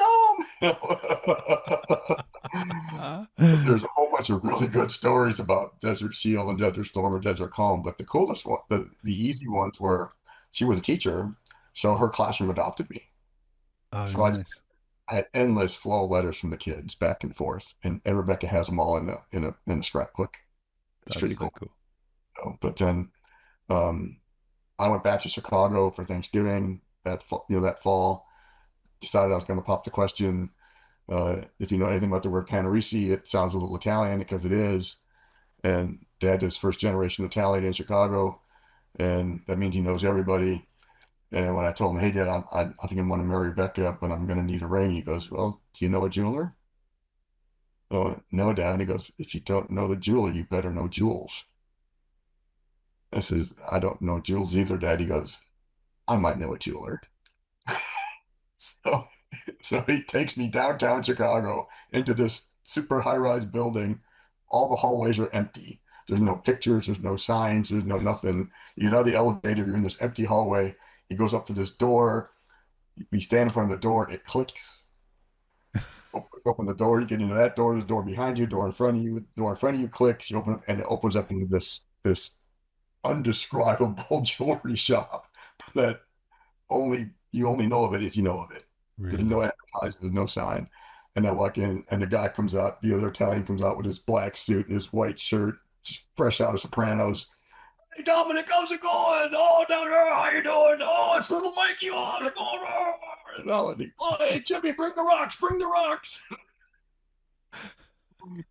So picked out the ring, got it set up, and when Rebecca came to visit for Christmas, she brought her ring with her unknowingly. My dad wrapped it up and said, "Hey, it's going to be a present for Michael. Make sure he gets it." No way. That's so cool. And so in classic British style, we she had no clue this was coming. Um, we planned the Trafalgar Square. Is that where Big Ben is? Mm-mm. It's near. Yeah. Yeah. So we planned whatever the London equivalent of Times Square in America, whatever that equivalent is. I thought it was Trafalgar Square. I don't Trafalgar think Square is where the statue of Nelson is.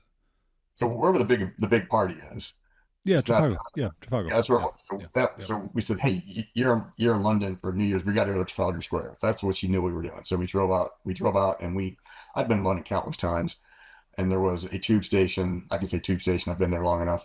Uh, on the outskirts of the Red Line, they had a park and ride. So we parked at the outskirts, and we tubed in. And a friend of mine videoing the entire thing and commentating. We're getting closer. We're getting closer. And now I'm doing the math as we're going, and the tubes are getting crowded as you get closer in.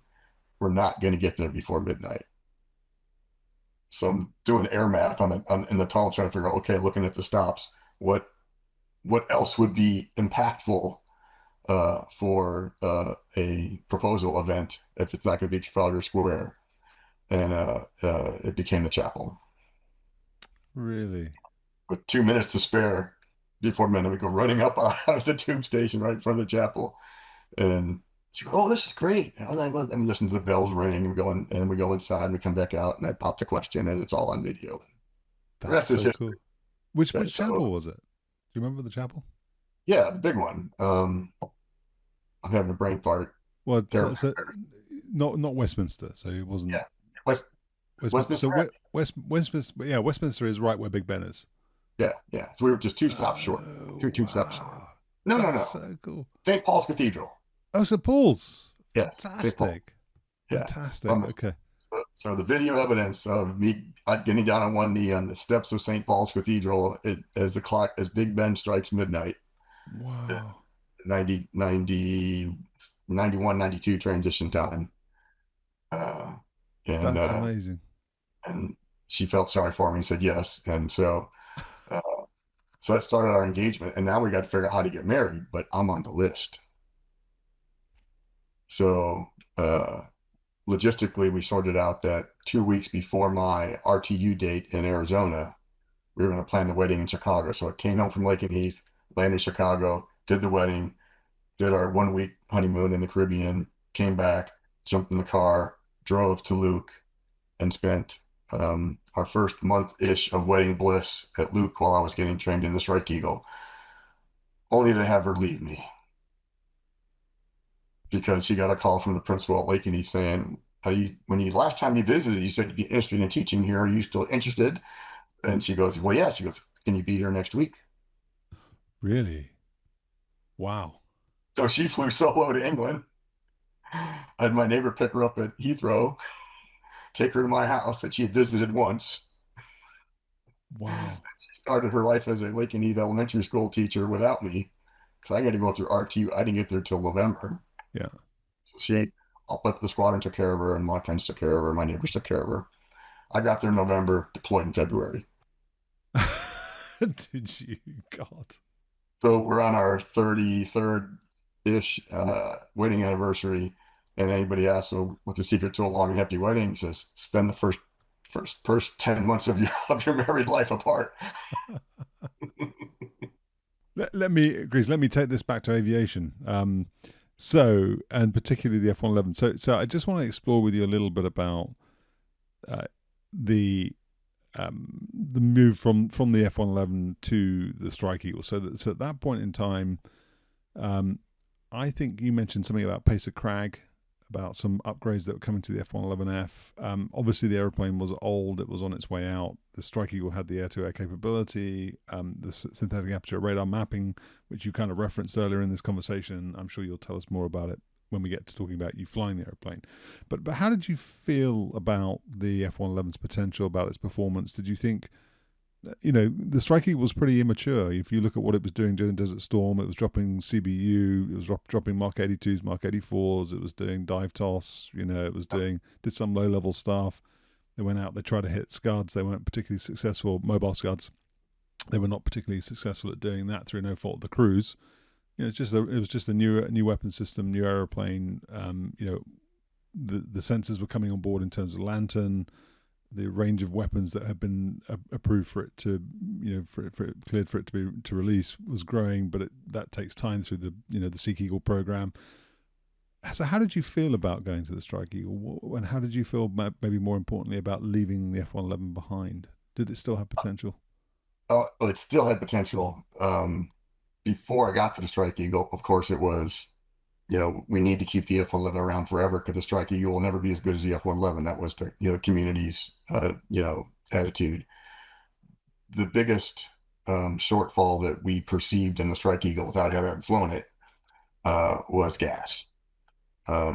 Nothing had the legs of the F-111, and in the Warden-esque series of different types of missions, interdiction through strategic attack is largely based on how far away you are from the target. So having legs on the airplane was crazy important. The only thing the F-111 lacked from let's call it maintenance reliability, was a challenge because the airplane's old. And the inertial navigation system was not very reliable. So the Strike Eagle had that over the F-111 in spades. I literally never had an INS failure in the Strike Eagle. Right. Never. And it was routine in the F-111. And without the inertial navigation system, pre-GPS days, you had a lot of work to do in the right seat / back seat to keep the airplane going where it was supposed to go. I did an entire check route without an inertial navigation system in the F-111. Did you? Yeah, because you're expected in combat, you weren't going to turn around. So we're 3 minutes into the mission, and you get the master caution, primary attitude, there's two lights, primary attitude and primary heading, which means the INS just shit the bed, and there was no recovering it.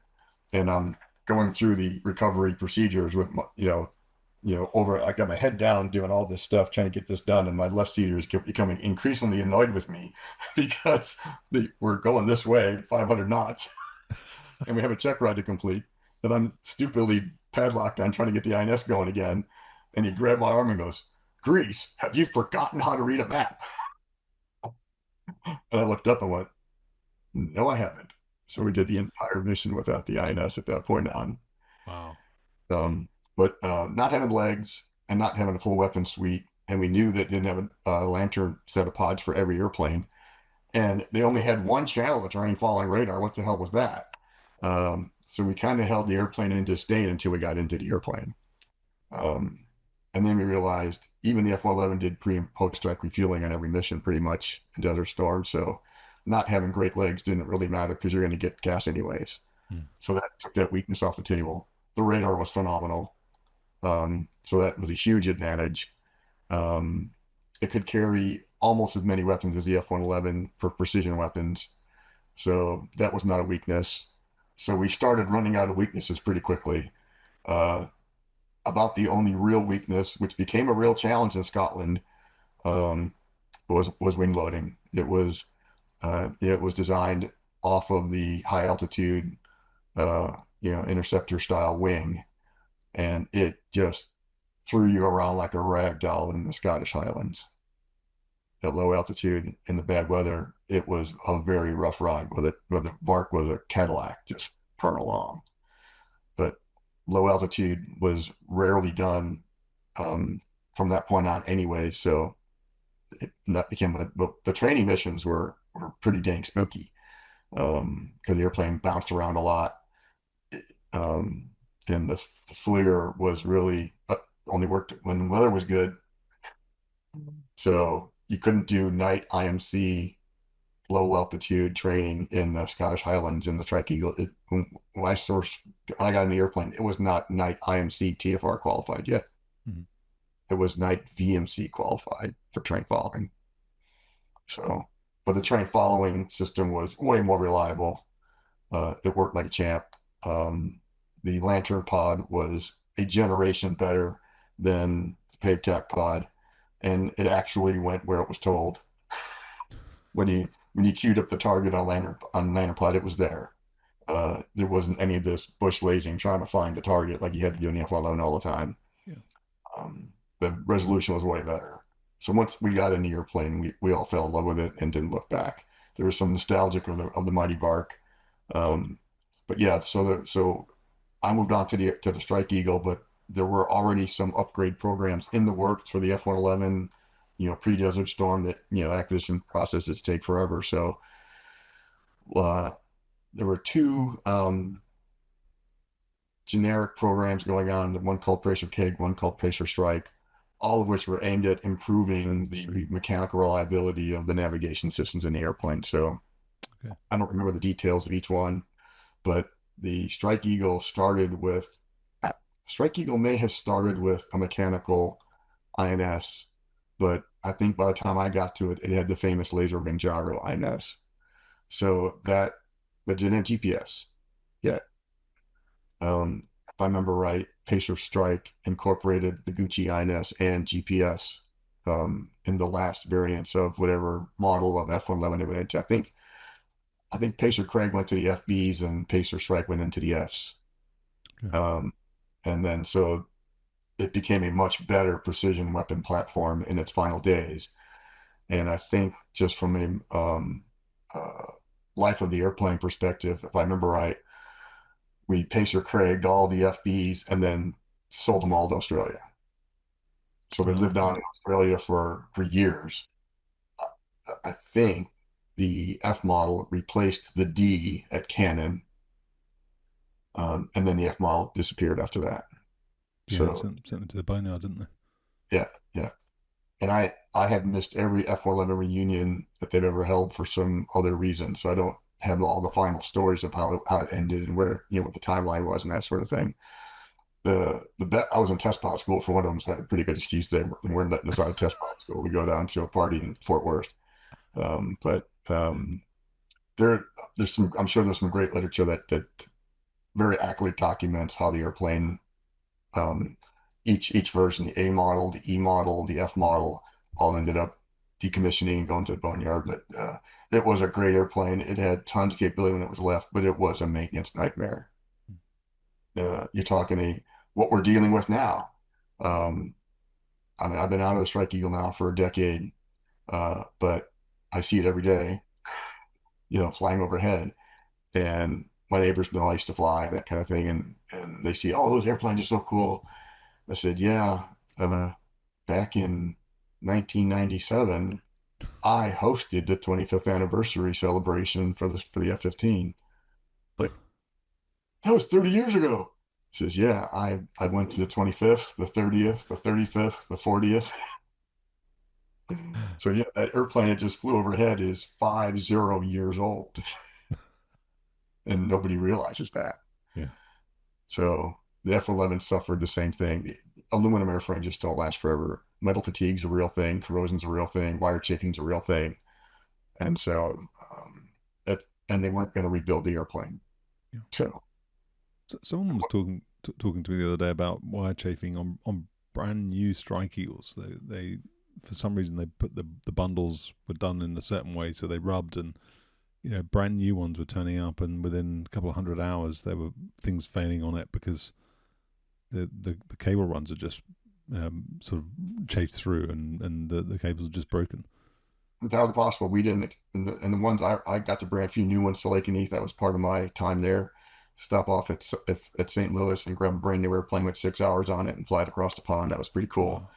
Wow. But we didn't have any though. The only issue we had on the Strike Eagle when we got to Lakenheath was the radar was new, so lots of bugs in the radar software that we had to fight our way through. And we had a Hughes. Hughes was the company that built the radar initially. We had a Hughes team at Lakenheath that we went and debriefed with every mission on, and they pulled data out of the airplane to take care of things. So it wasn't problematic, but that was something they were working through. Mostly What sort of bugs was it? mostly false failure reports. Yeah. You come down day after the mission, you run a built-in test. It would report all the problems that happened with the radar throughout the mission, and it was pages of them. And we're like, well, none of that ever happened. The radar didn't quit, so they were chasing the false error reports and that sort of thing. I never had the radar quit on me in the whole time I flew the airplane, but Wow. it gave lots of test failures that are reported that they chased down. And then, but later on in the airplane, we did lose a whole bunch of motors. Yeah. So that was worked through with modifying the last stage turbine and that sort of thing. We So, spent a lot more time low altitude than the guys who redesigned the engine understood. So we cooked the motors. just explain that then. So they run at higher temps when you're at lower altitude. High pressures, air's more dense, Yeah. pulling more G's. You think about the profile of the airplane in the C model, it's been 80% of its time above 20,000 feet. Yeah. So the demands on the engine completely different. Accelerations, decelerations, time and afterburner, not all that's completely different profile. They did math that changed the profile when they did the Strike Eagle and estimated how much of each flight regime time they would spend in there and all that. But estimate was off, obviously, and we cooked a whole bunch of motors early on, and they had to beef up the turbine section to adopt, and they did. But I know it's on F-111 period, but there was this very short comical period of about 4 months where all of a sudden nobody could air refuel, and it was making everybody go bananas, and we couldn't figure out what was going on. Because when you're air refueling, your fore aft positioning is very important. I mean, the boom only extends and retracts a few feet, so you got to nail that fore aft position and it's all on the throttle, you know. And guys, first time I saw it happen, we didn't know what was going on, but we were number two, and leads going to the boom, and he gets there, all of a sudden he goes past the boom, and he sheepishly walks his way back, and then goes back again. And it happens like 3 or 4 times. He finally just gives up and goes to the left wing, and we go down there. Happened now, same thing happened. And it turns out that they didn't tell anybody, but they knew that there was a vibration mode in the airplane right around, pick a number, 85% RPM, whatever it was, that the fuel computer was programmed to avoid that RPM by plus or minus 1% to prevent resonance. And it just happened to be where you would be every feeling at 300 knots. And if you just bump the throttle a little bit, it would cycle forward past that and put you past the beam. And nobody knew. And finally the engine guy, oh, no, yeah, it'll do that. So we had to learn to split throttle and bring one engine significantly aft and just refuel one engine uh, for fore aft. and that we stayed out of that range. But there's 3 or 4 months before they got the new turbines in the airplane that nobody could refuel until they figured it out. That's brilliant. What was there a designation for that change then? So you're talking about 229 motors, PW 229 motors. Was there like a dash number at the back of that? Not that we knew, Okay, okay, because that's a very all the engine shop. okay. 'Cause I'm sure they did all of them. I'm sure they didn't keep any of the old ones around. Yeah. So Um. we were blowing them up. I mean, we were. I had an engine failure on takeoff at night. That really sucks. I had one coming off the range. Um, yeah, even on a two-engine airplane, losing a motor is still a significant emotional event. So What was the nighttime one all about then? Was it explosive? Was it just a compressor stall? What was it? yeah. So it presents as a compressor stall because the turbine doesn't spin the way it's supposed to when it's spitting out blades. So the compressor doesn't spin the way it's supposed to, so it stalls. And so you get the reverse flow and big orange flames, and very exciting. And the combustion chamber is no longer holding all the combustion, so it's combusting elsewhere, which means it's going bang. And the fuel control computer is going baloney. How do I fix it? So it's no fun. And and then you probably heard discussions about V1 and the commercial airlines. We have the same kind of terminology, call different things, but same idea. But sure enough, you could perfectly predict that the motor was going to quit at rotation speed. Right at the time we were in no man's land between stop and go. That's when the motor quits. What did you guys do then? You carried on with the takeoff? Oh no, we stopped. Did stop? Did Yeah. you take the barrier or the cable? Nope, everything stopped fine. Had the cable there, put the hook down, didn't need it. Okay. Grease, take me back to the discussion around getting to the airplane then from the F-111, and in particular, I want to hear a little bit about the radar side of things. So, you obviously now have a full up air-to-air capability in the airplane. You haven't flown with that before. You talked about the air-to-air mode in terms of the bar scanning, having to manually do the bar part of the RUT scan for the radar on the F-111. Was it intimidating getting to the aeroplane and now having that capability and having a whole set of academics now you had to learn about something you'd never done before, and then you had the learning the mechanics of the radar and how to implement it, and all the tactics and all that kind of stuff. What was that? What was that experience like? Yeah, there was certainly a phase that everybody reacted differently on. Some people were just elated and totally looking forward to it and put on their macho face and probably in sour crap in their pants, because uh, the success rate through the conversion training was nowhere near 100%. Probably 70 to 80%. And then Mother Air Force had to decide: do we put you back in the F-111 or do we ground you forever because you've had your chance? So that was a real career threat and a personal embarrassment threat that you were never going to recover from if you're one of the few that were booted out of conversion training. So I arrived at Luke exceedingly confident, just because I'd learned everything there was to learn about the F-111. I was instructor qualified by that point. I was FCF qualified at that point. I was an instructor for FCF at that point. I'd been on the wing staff. I'd been in the weapons shop. I'd done plans. So my ability to learn something was not disputed. So I felt fully confident in that. Now it's better because you learn it fast enough, because it was a set amount of time. And I'm a bookworm, so give me the books, I'm going to learn it. I was fully confident in that. So, but in the airplane, different story, because now you got to execute all that knowledge, and now you're hinging on the quality of your instructor, basically. And I was blessed with fantastic instructors.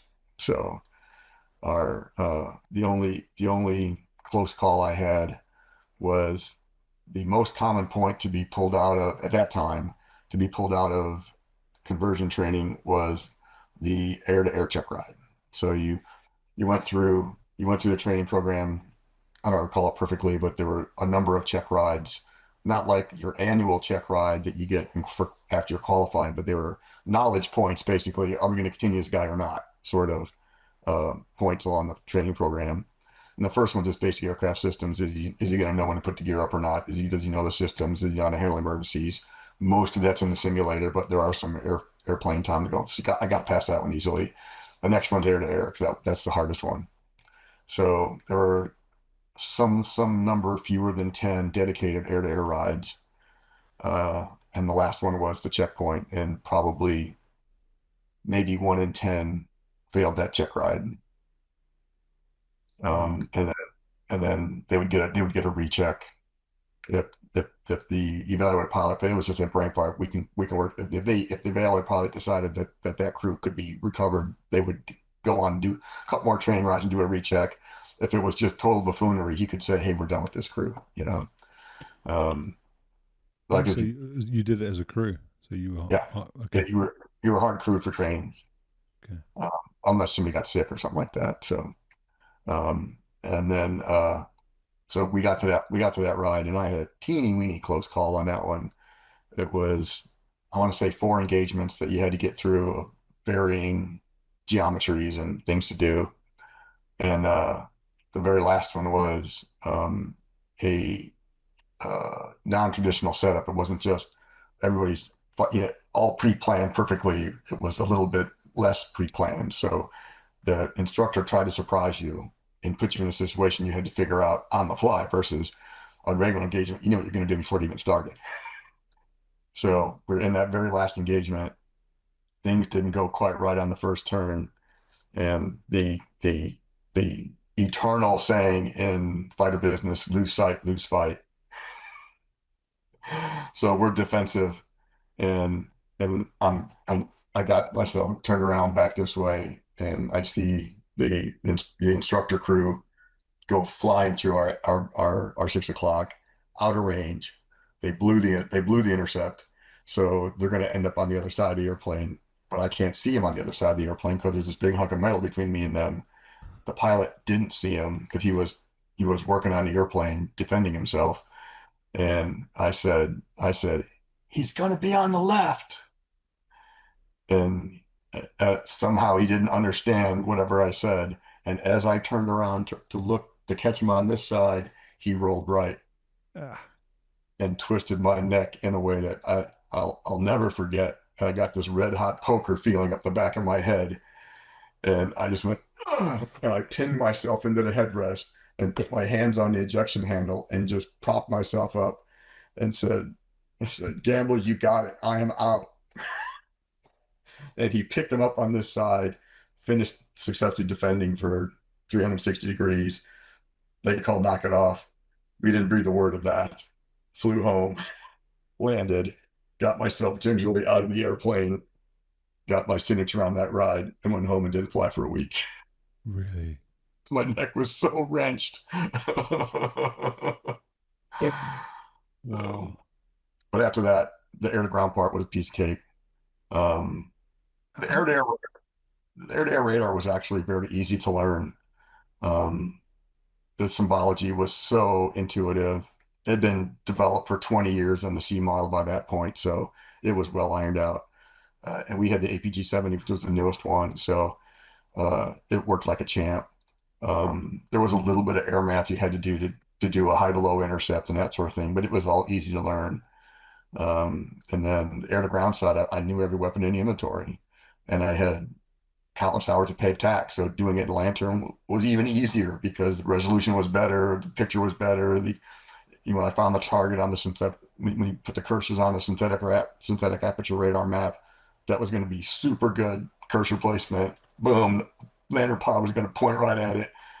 So it was way easier than I remember in the F-111. So that transition to me, once I got past the first air-to-air check ride, I was off and running. One of the things that in the course of doing my research and writing my about the Strike Eagle, one of the things I've heard a few times is that there was some rivalry between the F4 guys and let's say the F-111 guys. So that, they were drawing. We're talking about sort of 88, 89, 90 when the airplane was new. Um, and there was an expectation that the F-111 community would come in and bring real expertise in the sort of terrain following low altitude set of missions, and there are some people who felt that didn't happen, that the F-111 community did not deliver in that respect. And I just wondered what your perspective was. So you're getting to this a little bit later than that, but obviously it's still a new aeroplane, and you're, as a community, you've just described the process of being picked up for it or not. How did you feel about contributing your expertise, you just talked about how you knew the F-111 inside out, you knew the mission set, the weapons. How did you feel about contributing that? Was there an open environment where you could stand up in a briefing or debriefing and say, okay, well, I think this is my experience? What culturally was it like in those early days? Yeah, I enjoyed a really good culture, I think. There was the awkwardness because I came back from training and there were still half a base full of F-111s there, and the has and the have not issue was still around. And if you were a new F-15E guy, hadn't been at Lakenheath before, or Lincoln before, the rules are all different. So you were always paired with an experienced Lakenheath guy for your first few missions. And there was actually a formal documented training program, FAM1, FAM2, FAM3, so that you learned the rules. You knew where the B airways were that you had to stay away from, and what the altitude restrictions were, and the whales and all that kind of stuff. So there were a lot of flights where we put two Varks and two Strike Eagles together. Oh, And the Varks were the seeing eye Wizzos for the Strike Eagle community. So that transition period lasted about a year. Um, but I didn't need to bring any terrain following expertise to the folks that I was around because they were all X-11 guys. okay. So and the squadron I landed on in the 494th was full of second or third assignment Strike Eagle guys. So didn't need my help on that. But the big transition that happened for at least for me personally, and I'm sure it happened for everybody else, was when we shut down Schusterberg and we brought the C model to Lakenheath. Now we had a true full up air to air squadron across the street. Yeah. That was eye opening. They flew the airplane completely differently. They employed completely differently. And we gleaned a lot from them by flying with them. And in fact, we locally transitioned a couple of their guys to the Strike Eagle as a bit of an experiment. Did you? Was that legal? We got somebody did the paperwork somewhere to get blessed off on that. Wow. Uh, and that worked out phenomenal because now we had in your own squadron an XC model guy who said, no, no, no, put your cursors over here. No, no, you want to pay attention to that. No, no, and no, the words are this, not the words are not that. This is all pre-Link 16 when everything was super comm intensive and force of employment was all the C model knew. Strike Eagle had such an air to ground commitment that 4v4 air to air was not our primary training mission, and the C model showed us. Oh, so those guys changed squadrons. It wasn't that they came over like as an attached type of thing. They Well, actually moved. they brought the airplanes. The 493rd, when it shut down from Strike Eagles, became the 493rd of C models. No, but I mean, Not Strike Eagles, F-111s. so those C model guys, they just they were attached with you guys in the Panthers, or No, they were they. their own squadron. Oh, I see So what we you mean. Okay, okay, had yeah, three okay, Strike Eagle squadrons and one C yeah. model squadron. I thought you meant they stopped flying the C model. You picked a couple of C model guys, they stopped flying that, and then they only flew the Strike Eagle. That's what I thought you meant. But you're saying they just came over That happened. and That oh, that happened too. that happened too. So the, Okay, so the Schusterberg wing disbanded. One of their squadrons came to Lakenheath yeah. and flew with us mixed pairs. And then we decided, would it be great if we could get a couple of those dudes into our squadron permanently? And they did the paperwork, and we transitioned two of their pilots into Strike Eagle pilots. And I suspect, Okay. and Okay. the C model stayed there for a decade after that. So I suspect that continued. That So they, I'm pretty sure that Starbaby said in one of the episodes that at the time he was out, and I know there was some overlap. You overlapped with him at Lakenheath a bit, but I'm sure he said to me there wasn't when he was there really any program to go across the street to the Grim Reapers, the 493rd, and sort of do an exchange of knowledge and exchange of information. So I wonder whether or not what you did then sort of fizzled out, and didn't continue after you'd left.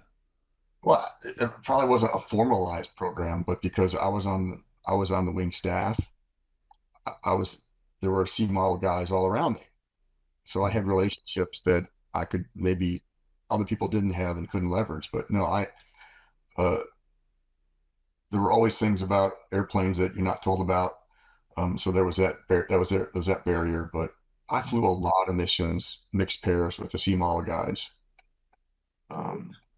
As a dedicated up until that point in your career, then a dedicated strike fighter wizzo.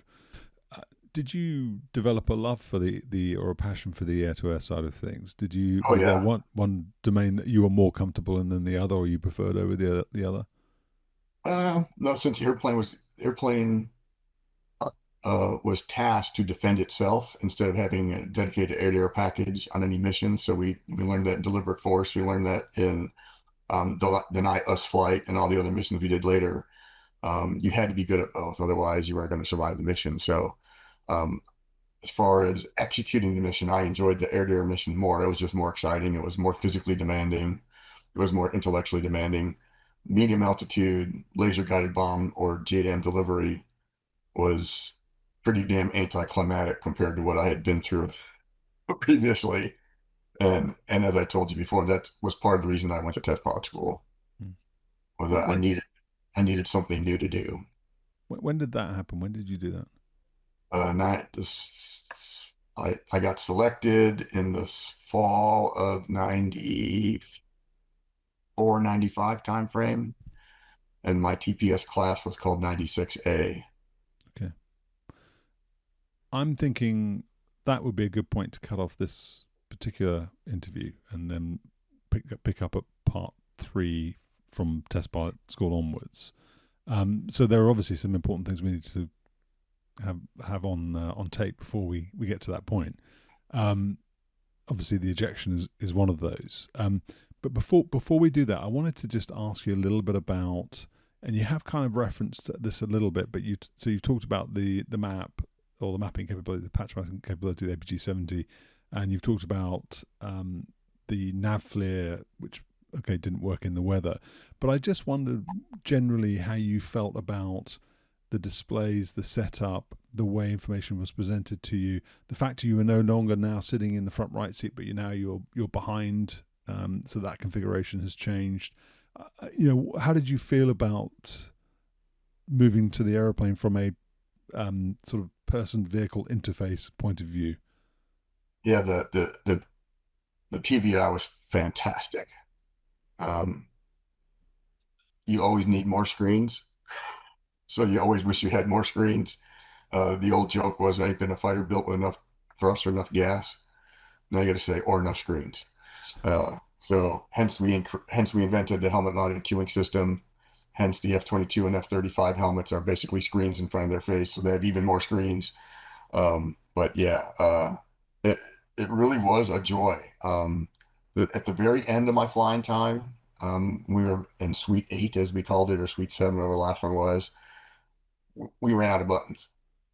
The the the hand controllers, the hand controllers on left and right side had the same types of switches that the front seater stick had on it, with the castle switch and the boat switch and the trim switch and the pinky switch and all that. And depending on what system you were operating, what screen you were on, those switches did different things. So learning all that. Oh, by the way, we're putting out Suite 3 next week, so learn all that shit all over again. And then Suite 4, and so this is like when they dump a new set of Windows on your computer, you got to figure out, what the shift key does anymore. Towards the end of the time, we ran out of buttons to do different features for different weapons. So it became a two-handed operation. You had to hold this switch down on the left hand, and now all the switchology on the right hand did something different. It's kind of Really? like, it was quite literally like the shift key on your keyboard. That, like if you want to upper on your keyboard, it's not 5 anymore. Now it's the percent sign if you hold the shift key down. So that started getting challenging because if you weren't flying often, you were unable to do that. And then my last assignment in Strike Eagle, I was unable to do it because I was only flying occasionally, and I was the old guy and hadn't learned all those new tricks. But early on, it was a dream. Everything worked better. The displays were better. Everything was crisp and clear. You didn't have to worry about things failing because they didn't. You got into a rhythm. You got into a setup that was personal. And you could customize every screen to you. What do you put on the right screen first? What do you put on the left screen next? Where you put the lantern pod? Where you put the lantern pod? Where you put the HUD repeater? Where you put the radar warning receiver display? Where you put the moving map? you did it all, and I did it different ways for different missions. If it was going to be a pure air-to-air mission, I had a different setup than if I had a dedicated air-to-air followed by air-to-ground followed by air-to-air mission. I had a different setup that I used. Totally personable. You did it all yourself.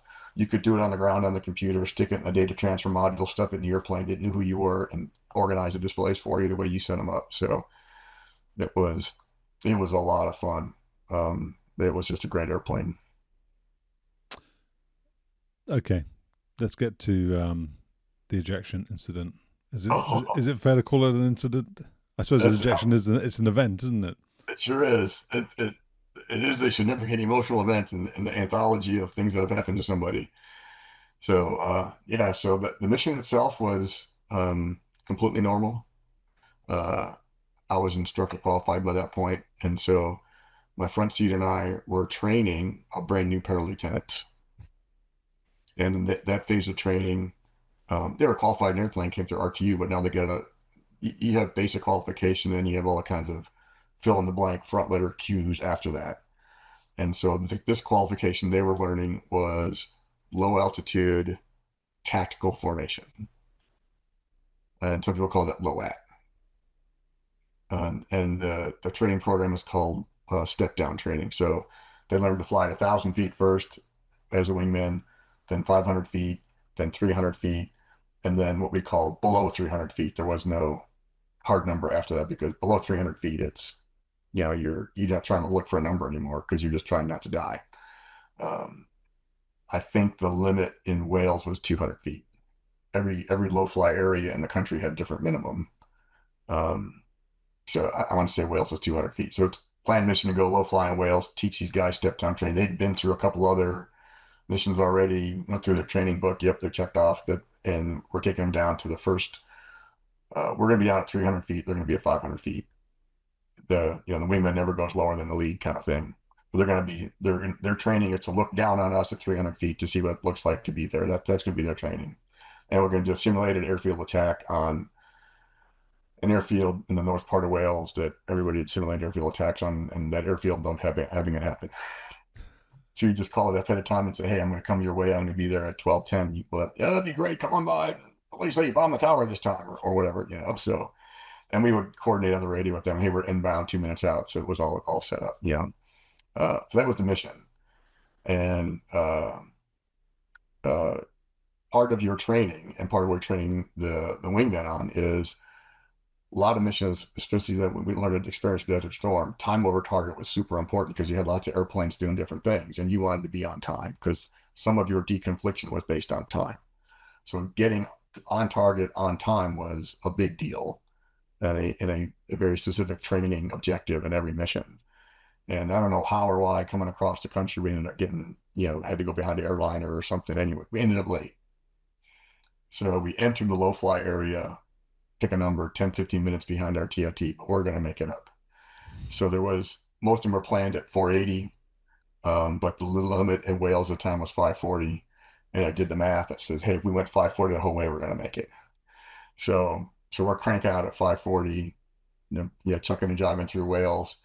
Wingman's doing his thing, and I'm doing what we call lobster eye. I'm taking care of the airplane and taking care of them, take care of their, that's constantly evaluating what they're doing, are they where they're supposed to be, and making sure they don't get themselves into a death spiral. All the things you got to do as an instructor, and then we're getting close to the point where we're gonna work on the target delivery. And I had an aim point I wanted to check out ahead of time because we didn't have GPS yet, so I wanted to get the inertial system tight at that point. I went heads down to do the lantern pod and do all of the targeting, and I couldn't turn a laser on, that kind of thing. But I'm heads down doing that for a few seconds, and all I hear is bird. Wow. That was the last thing I heard. So apparently, when I heard the word bird, I stupidly looked up to see what that was all about because the last thing I heard was bird. The last thing I saw was the canopy crystallizing and heading for my face. And then I see nothing. So it is dead black, undescribable sound because there's no canopy left in the airplane and we're going 540 and we're at 200 feet. And so I'm blind and deaf in the back seat to things that are not good at low altitude. And we train for that.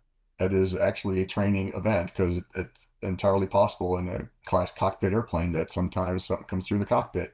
So the training strategy is if you can't tell what the airplane's doing, do it yourself. So I grabbed the stick, both hands, stuck it in my lap. And uh, the the crew strategy is when that happens, if the front seater can fly the airplane, that'll get his attention because now all of a sudden it's not doing what he thought it was doing, and then he will grab the stick and and assume that he can't talk to you because otherwise you wouldn't have grabbed the stick like that. And so the next means of communication is the stick itself. So he will aggressively move the stick left and right and beat the shit out of your kneecaps so that you get off his stick. And then you let go and all is well. That's how it's supposed to happen. So what really happened to us was I put the stick in my lap, the jet rockets north, upwards, totally surprised him. He had no clue that was coming. So he's got both hands on the stick, shoving it forward. But he's not blind nor deaf. I'm going to win this fight. So it doesn't occur to him to go left and right to get me off the stick because he doesn't want to do a 5G loop. So he is going to get the stick forward. I'm going to hold it back until he gets me off the stick. And, there's that whole temporal distortion, psychological thing going on. So how long did I hold the stick back? I have no idea. I held it back until I was sure I was going to die.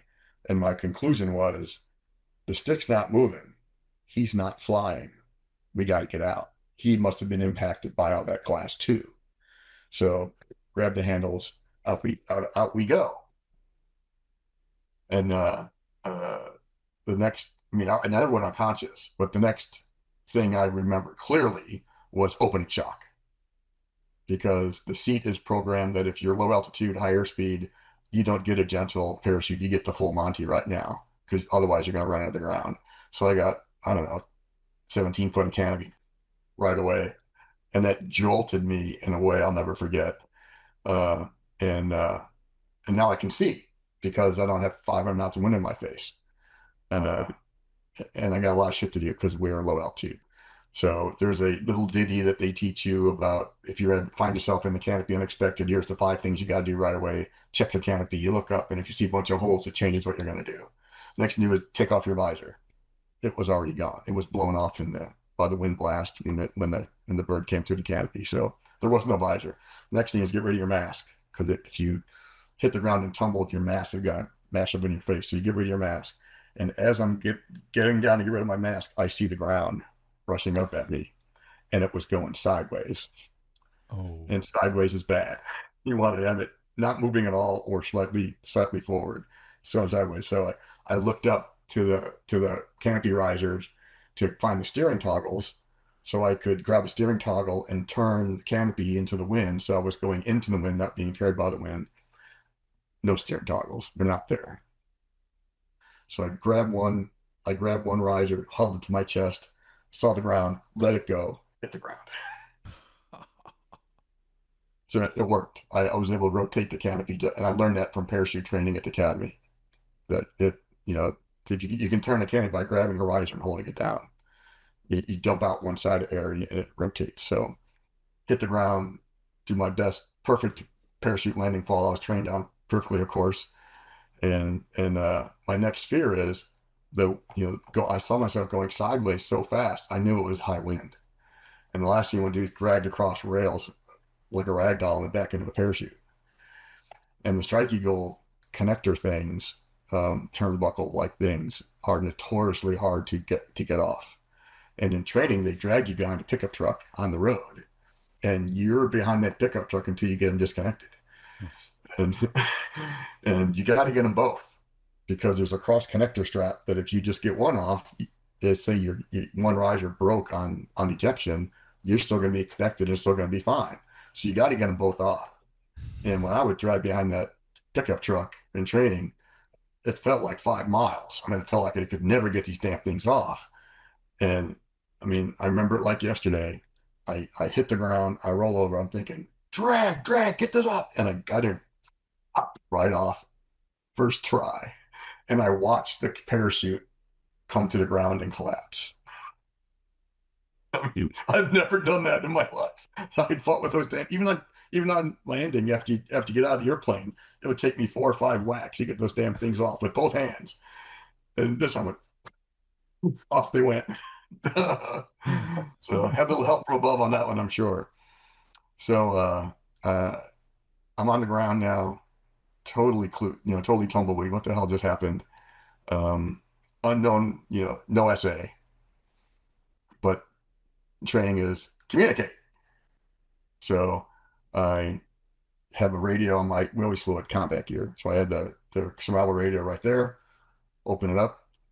Pew, pew, pew, pew. Cannot communicate because the seat's got a beacon in it and it's going off. You get to go find that thing and turn it off. So sure enough, it was, as advertised at the end of the lanyard, pull the lanyard in, it's in the boat. You have a self-inflating boat that, part of the whole ejection sequence. Found the transmitter, turned it off. Everybody jokes I'm not going to turn it off and take a rock and smash it, but no, I was able to turn it off and get it off. And now the radio's working. And I just made a call. I don't remember exactly what I said. I said basically, hey, this is Husky 22 Bravo on the ground. And to my shock and awe, I hear my front seater talking to the wingman. Oh. And I'm clueless enough as it is at this point. That just added to my confusion. And so I made the call again. Didn't get a response, but I can still hear them talking to the wingman. And I glean from this conversation that's going on that he's taking the airplane to Valley. And I'm just not believing what I'm hearing. It's just not clicking with me. And this Welsh farmer walks up to me and says, "Mate, are you all right?" And I went, "Yeah, I think. Did you see the crash?" "Well, I'm looking for my front seater." He goes, "Crash? There's no crash, mate. You popped out and the jet carried on." and and I'm not believing it. This doesn't happen. It can't be. And now the radio's quiet. There's no more sound on the radio. So my first thought is, I got to get to a phone. Oh, there's one in the pub. So so okay. So pile up all my gear in my boat, and it's on a lanyard. So I just put the lanyard on my shoulder, and he and I walked down the rural road with the boat behind me, and we walked a little up to this pub, and I dropped off my boat, and I walked up to the bartender, and this was Friday night. Everyone was having a good time. I walk in, and this is where that bastard Tom Cruise stole my story. Because on the last scene of Top Gun Maverick, he walks into the restaurant. I had done that 20 years ago, dude. That's old news. So I walk up to the bartender, and I says, "Can I use your phone?" And she turns around and looks at me and like turns white. I didn't know. I looked like the last 5 minutes of Terminator. I had, I had blood gushing out of my neck from all the embedded glass in my skin. You can have this exposed skin. My mask was here, so it was protected.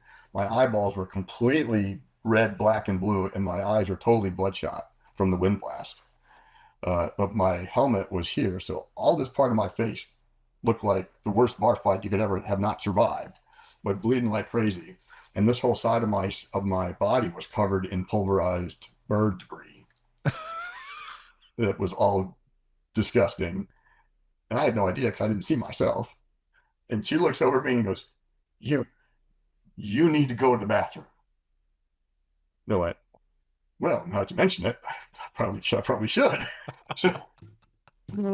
So, so I go to the bathroom and I walk past the mirror and I see myself, and then I'm like, "Oh my God, this is bad." So I got the sink running. I've got paper towels and pulling glass out of my face, and she walks in with this tray, and there's like 15 drinks on it and a phone in the middle. Everybody at the bar bought the yank a drink of some kind. They didn't know what I liked, so they covered all their bases. And the phone's in the middle. So I'm like, oh, okay. So my only goal was to get all of Rebecca because, as you know, with all the aviation enthusiasts around England, word is going to be out that an F-15 went down in Wales, and she's going to hear about it the wrong way. So that was my fear. So I'm gonna talk to her one way or another. So I get on the phone. I The first phone number comes to mind is the squadron. That phone number is embedded in your head. All 20 digits it takes to call 100 miles across England. You need like 20 digits because you got the city code and all the other stuff. Anyways, but I knew that dang number. I dialed it up, called, and I get the squadron lieutenant who's sitting at the desk for the day. Yeah, or I think it's Panthers. Panthers, Chewy here. What can I do for you? I says, Chewy, this is Greece. We hit a bird. I bailed out. I'm in the pub in Wales. I need to talk to Rebecca. He goes, no, man, Grease ain't here. He's flying. I says, Chewy, Grease ain't flying. This is Grease.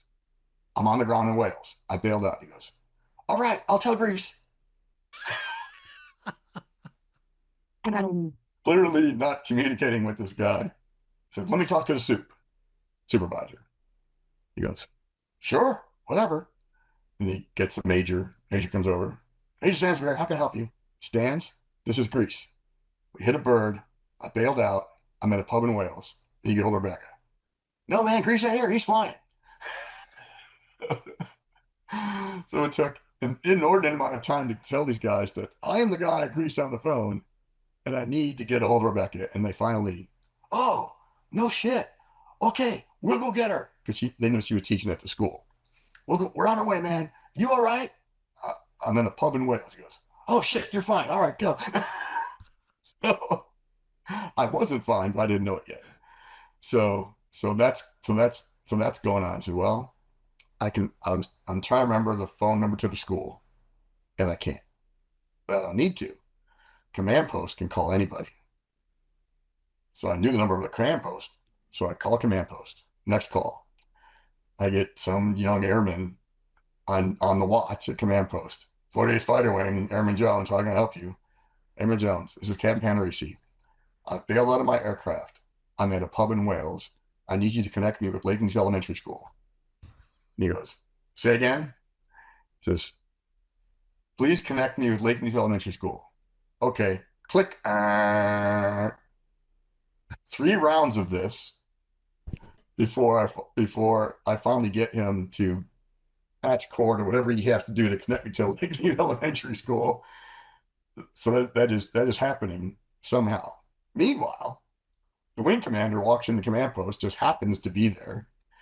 And after the third or fourth attempt at disconnecting me, the airman is flustered and I don't know if he hit the desk with his hand or said, oh shit, or whatever. And the wing commander goes up and says, Airman, what's the problem? Some pilot said he jumped out of his airplane in Wales, wants to talk to his wife. And the wing commander says, if he calls back, I want to talk to him. So, of course, I call back. Now, and Aaron Jones, are you the guy who bailed out? Yes. Next thing here is, this is General, I can't remember who General was. General so-and-so. Who's this? Sir, this is Grease. And I was his instructor, so I knew him. Grease, what the hell's going on? Told him the whole story. He goes, no shit. And you're at a pub in Wales. I went, yeah, sir. He goes, by God, don't drink anything. What do you mean? I should have gone. Too late. But as you know, in the accident investigation, they make you pee in the bottle as soon as you get back. And I was going to get back. So the tray of beautiful drinks are sitting there in front of me, and now they are verboten. So he said, don't worry, Grease. We will take care of the school. Get yourself to a hospital. Okay. Next thing you hear, North Sea Rescue. They're always on alert. They heard the beacon. They ADF towards the beacon. And I was only, I don't know, half a mile from my landing site at the pub. So they were going to where they thought I was. I walked out in the parking lot, Turned my beacon back on. And they landed the Sea King right there in the parking lot of the pub. And this guy comes running out. He goes, "Are you the victim?" I'm like, "I guess so." He goes, "All right, we're going to the hospital. I have orders to take you to the hospital." I said, "Well, I got to say goodbye to these guys first." So I went back inside. I said, "Hey, my ride is here. Thanks for the help. Drinks on me." And walked back out. And guy said, "Okay, we're taking the hospital." And then I had nothing against British hospitals, but I just didn't know any of them, let alone Welsh hospitals. And I said, "Can you take me to the Lakenheath hospital?" And he says, "Are you refusing transport to the nearest medical facility?" I went, "Not really. I would just rather go to one that people can come see me at." He goes, "Are you refusing transport to the nearest medical facility?"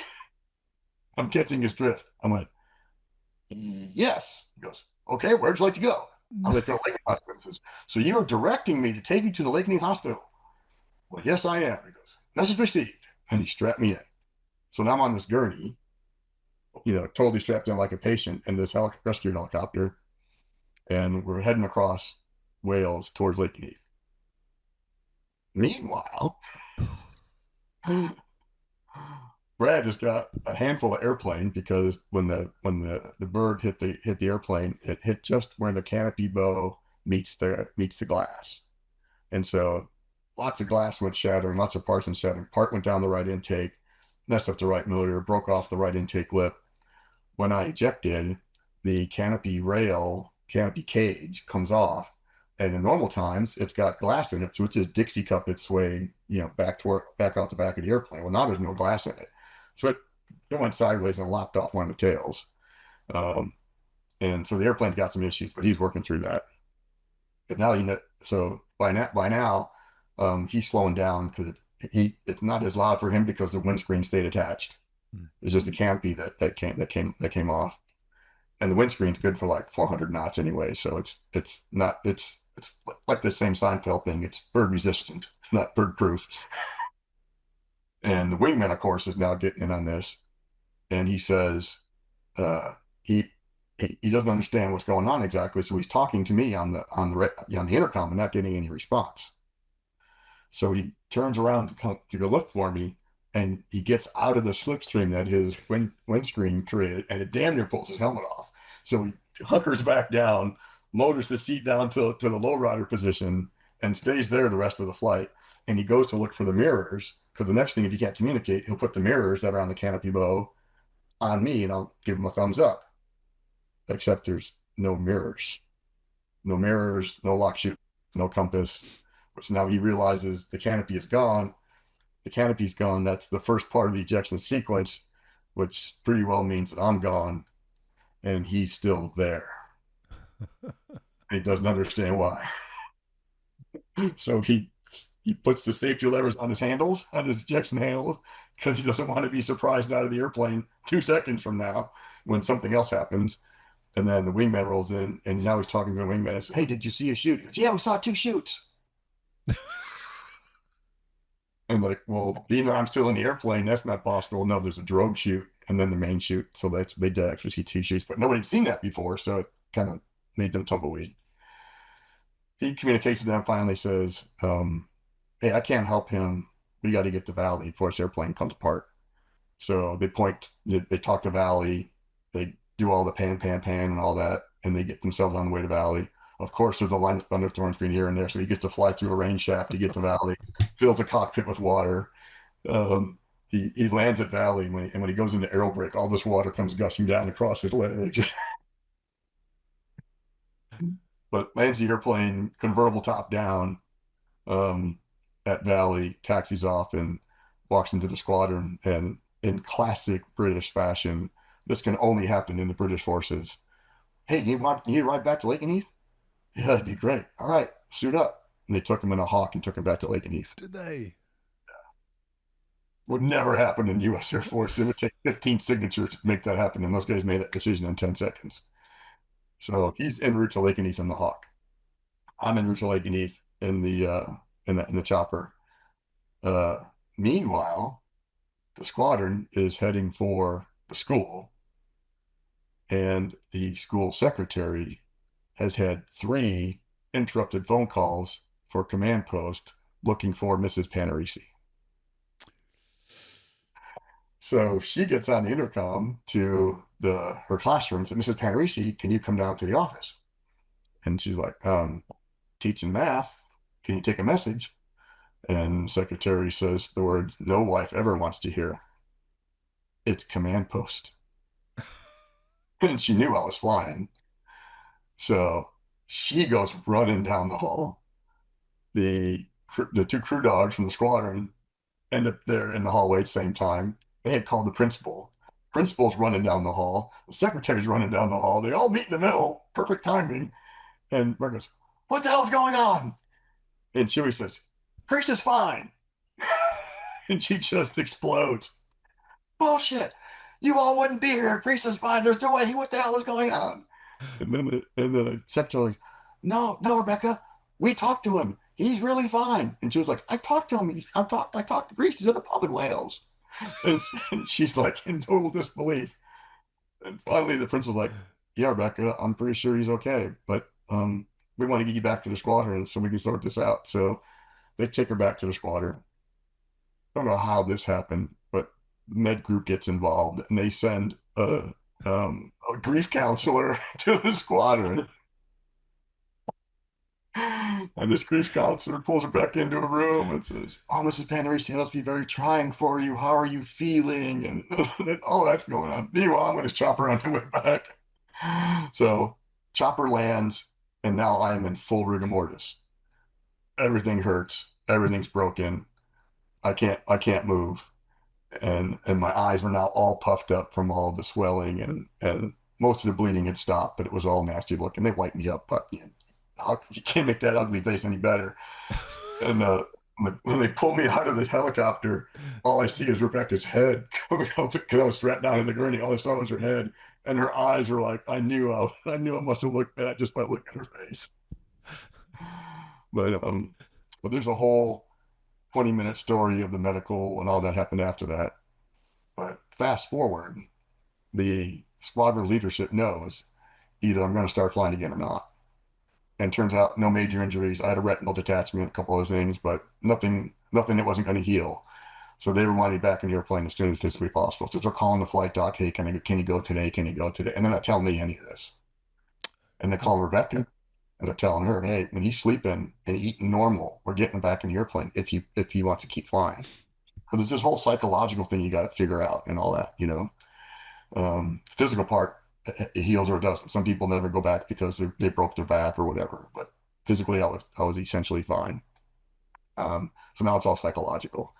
And they called her one day and she said, yeah, he slept all night. He got up, he went for a run this morning. He had breakfast and went off to the squadron. So I think he's fine. Why? He goes, we're putting him in the jet this afternoon. She goes, okay. They didn't tell me any of that. So I'm walking through the squadron like lunchtime or so. They hey, Grease, so and so just dropped out. Can you take his seat? I'm like, yeah, why not? So I'd been cleared by the doc a week or so prior, so I was legit to go fly. It goes, Grease, easy hop. It'll be three BFM runs, good to go, no problem. No planning, just get in the jet and go. Okay, sounds good. So everything seems relatively normal. Do the pre-flight airplane, do all of this normal stuff. I'm a little anxious, but not uncontrollable. And then about to start the airplane. And in the airplane, you start the left engine, right engine. Start one of the engines first, and then put the canopy down, start the other engine. You start one engine with the canopy up on something that's fire to get out quickly. So engine start goes fine, canopy comes down, and it gets down to just above where it locks. I black out. Really? And I have a total out of body experience. And I see the top side of a coffin where the satin cover is coming down, and it comes down and goes dark when the canopy locks and goes clunk, and the coffin goes clunk. And then it's black again. And then I thrust back into reality. Wow. And I'm looking around going, there's no coffin here. What the hell? And meanwhile, the pre-flight checks are going, the flight control checks are going, things are flopping around. Normal front seater had no clue. Yeah, and wasn't about to tell him. So I considered myself, I deemed myself recovered when I did the normal flight. Coming back to this can only happen to me. Coming back, coming back to the after the, coming back to the airfield, the two ship. The flight lead was famous for using every molecule of gas in training and leaving just enough gas to come home, do a quick circle, and stop, which maximized your training. Got it. So we come back over the airfield. Lead put peels off for number two. We get to the perch, and there's all little checks, and the classic one is three green, good hydraulics, clear to land. Two green, two green. And and I don't remember the front seater's call sign anymore, but I said, dude, we got a gear problem. He looks down and goes, shit. So we are not cleared to land. And we got like 2,000 pounds of gas left. So we are sucking fumes. And and I looked down and it was Peeps down on the runway and he's in the aero brake. I get on the radios, Peeps, we got a gear problem, get up here. He cobs the burners, comes, basically lifts off at no feet and comes back. As he's coming around, he's talking to Tower saying, hey, my wingman's got a problem. I'm going to intercept him. I don't have the gas to go anywhere. So I'm gonna whiz by him, check him out, and I'll need immediate clearance to land. I don't have the gas to do anything else. So it basically means don't let anybody get my way. He's not really declaring an emergency. We'd already done that, but he's part of this. And he comes by and he says, I'll tell you what I see, but I need to land before you because you're going to take the cable, probably. So he comes by, he goes, hey, there's three hanging, but I can't tell if they're locked. And then he goes and lands. So now we got a decision to make. What are we going to do? And now it's 50-50. And so we're coming down final. And unknown to us, it was common that the gear indicator sensing gadget was failing at a high rate. So it was just the indicator was bad, the gear was fine. But our goal was to land with that gear light and then put the wing down in front of the cable. And if the airplane didn't continue rotating, we were going to be fine. And he goes, we're like 20 feet in the air. He goes, in grease, if we start to roll, do it. Knew exactly what do it meant.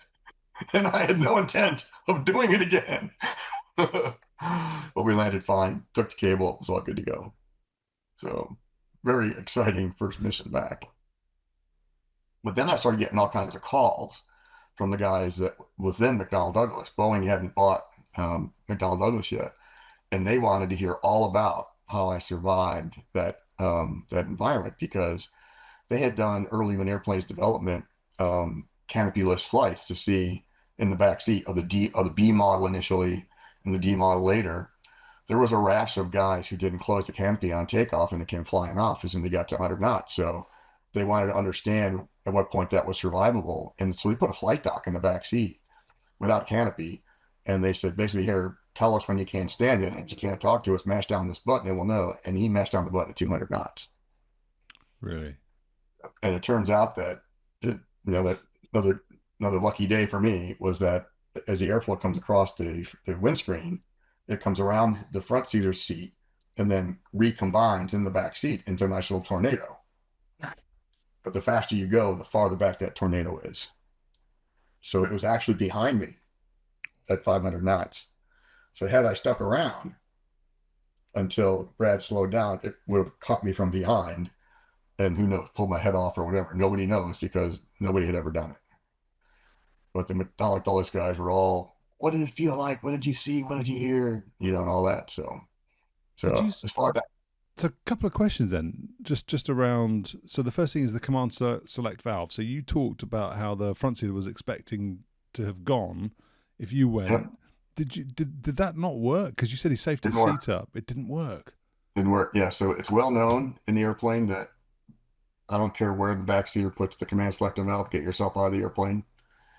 And it's literally, the term they use is det cord, if that's a term everybody's familiar with, but it's inside shielded tubing. So it's not just this, live fusing wire burning through the aircraft. It's actually in a stainless steel tube. But the series is supposed to go that to prevent each other from getting rocket fuel in your face. If the front seater initiates in the normal in the aft initiate mode of the command selector valve, which almost everybody flew in, you wouldn't fly aft initiate if you were flying with an incentive ride guy, a photographer, or if the back seat was empty. You would fly in normal. If the back seat was totally empty, you would fly in solo. Those are the three positions: normal, solo, and aft initiate. Everybody flew in aft initiate. So the signal from if the front seater ejects, his firing train goes to the command selector valve, sees aft initiate, goes to my seat, Yeah. then continues out of my seat into the command selector valve, into his seat. So I go half a second before he does. If I do the ejection, the signal goes out of my handles into the command selector valve, sees aft initiate, continues to my seat. I go, then continues onto his seat. Then he goes. The continues onto his seat part never happened. Wow. Did they figure Yeah. out why? Is that something that could be fixed? No, they said that was that it's a chemical reaction. That's kind of a burning thing going on, and there's turns in the material, and there's bends in the cable or in the tubes, and it goes through little orifices as it goes through little check valves, so it can't go backwards, and it didn't work. That is concerning, isn't it? Yeah, but it was a known failure mode. Not that it happened a lot, but they in training they said if there's ever an ejection, grab your own handles. Do not rely on the system to get you out. Yeah. So that everybody's trained that both that way. But since he could see and he could hear because of the windscreen, Mm. he didn't need to get out yet. Yeah. So he didn't. Can I ask more about the psychological side of things? I mean, you're talking about the outer body experience is really very dramatic. Did that happen again? Did you? Oh yeah, How did you deal with I it? relived that. I still relive today. Do you? Do It you is. still have the coffin thing though? Are there things that No, I just trigger? have other weird memories of the event and I'll have little nightmare snippets of it. And it's textbook PTSD that nobody understands unless you get it. Your brain is just a crazy thing, and it remembers stuff that you don't want to remember, but it will, and it'll come back at totally unpredictable times. Did you were you having that before you did this first flight back in the aeroplane? Then I mean, interesting. You say the squadron spoke to Rebecca and they didn't want to talk to you about it. So you weren't really, if this is not a strange way of putting it, you weren't sort of presenting with any anxiety around flying again. No, I was slightly anxious because the injuries were still recovering and it was a big deal and that was no kidding in near death experience and all that. And everybody's talking to you, how did you, why? And you tell them the story over and over again and all that. So, but little by little, it was just like you asked me before, did you have any fear in combat?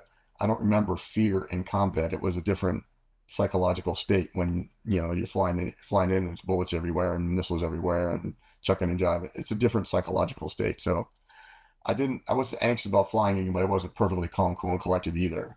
Hmm.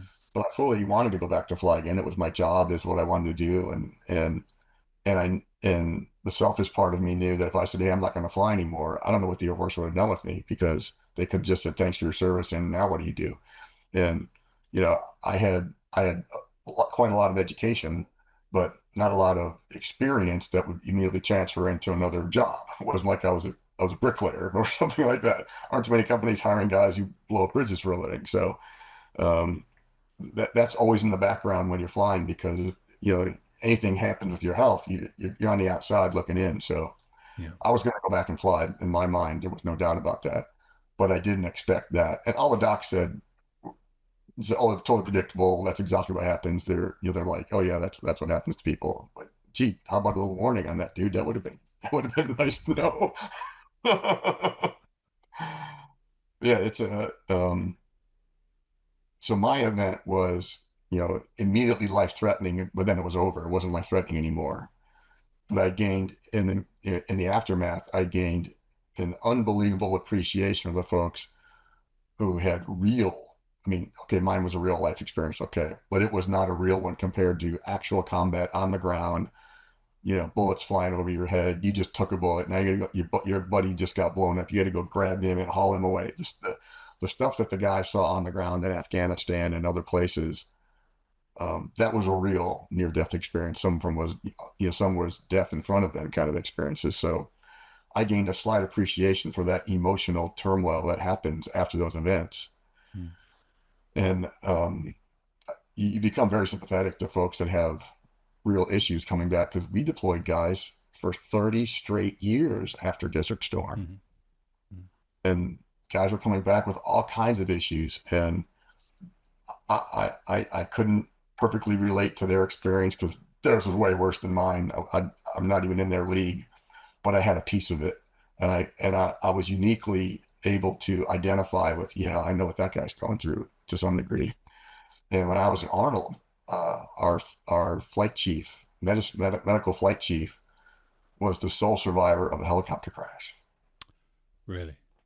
and he was in big trouble. Really? Yeah. So he didn't last with us very long. Uh, he ended up getting some service. Wow. And he went inpatient in the end. Did he? Yeah. Wow. So, but I felt so blessed that I knew exactly what he was going through, and I was able to muster support for him and help for him that somebody who had never experienced it may not have understood. Yeah. Um, Mm. yeah, the What? psychological part was bizarre. Yeah. What about to go to the opposite end of that spectrum? The call sign Mallard. You didn't get renamed then in the end because you still go by Grease. I was Mallard for about a month. Okay. Um, there, if you, I haven't seen your book yet. I'm waiting for the autograph copy. But but One will be coming your way. Don't worry. there's I have a scrapbook, and in the scrapbook are two. There's another part of the story I got to tell you. There's two newspaper articles from the local papers, you know, and whatever they call a duck in England brings down U.S. fighter jet, that kind of thing. And then there's a story, and there's a picture of me somewhere in there, and then all my buds send me caricatures of, a duck diving on an airplane with guns blazing, all this kind of stuff. But the safety investigation did determine it was a duck, because they pulled out pieces of the bird in the airplane. They figured out it was a duck. So this was about 3 weeks after the event, and the safety investigation is ongoing. And the safety investigator pulls me into his office, says, "Grace, you got to see this." And he turns on a video, and there's this beefy Welsh gentleman with all kinds of, we would call them shotgun shells. I don't know what they call them in England, but they're loads for a shotgun in his vest. And this he's got a camera off to the side, and he's got this filming setup, because he makes a living bringing wild game to restaurants. Okay. So unknown to us and anybody else on the planet, he had seeded the field to bring in ducks. No. And in the video, duck hits the ground. Duck hits the ground. Airplane flies right over the top of him. That's the seat coming out. And in the video, here comes my parachute. He doesn't miss a beat. He is slamming ducks, and it's raining mallards on this field while my parachute is coming down in his field of view. And all he says is, "What's that?" And I go out of the field of view. And the 10% true part of that story that I could never validate was that, it might have just been a joke, but I was later told that he presented a claim on the Air Force because we wrecked his duck hunt by scattering all the ducks, and he didn't get to collect enough. And so the base JAG sent him a bill for an airplane and said, "We'll trade."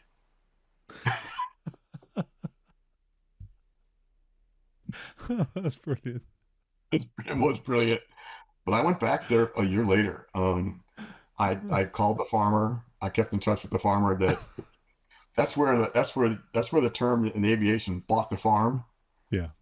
That's where the term came from. I bought the farm, and they had found my seat in his field because the seat separates from you. It was hundreds of yards away, but they found my seat, and he found it and put it in a truck and had it sent back to Lakenheath. So I went back there a year later on the anniversary of that event.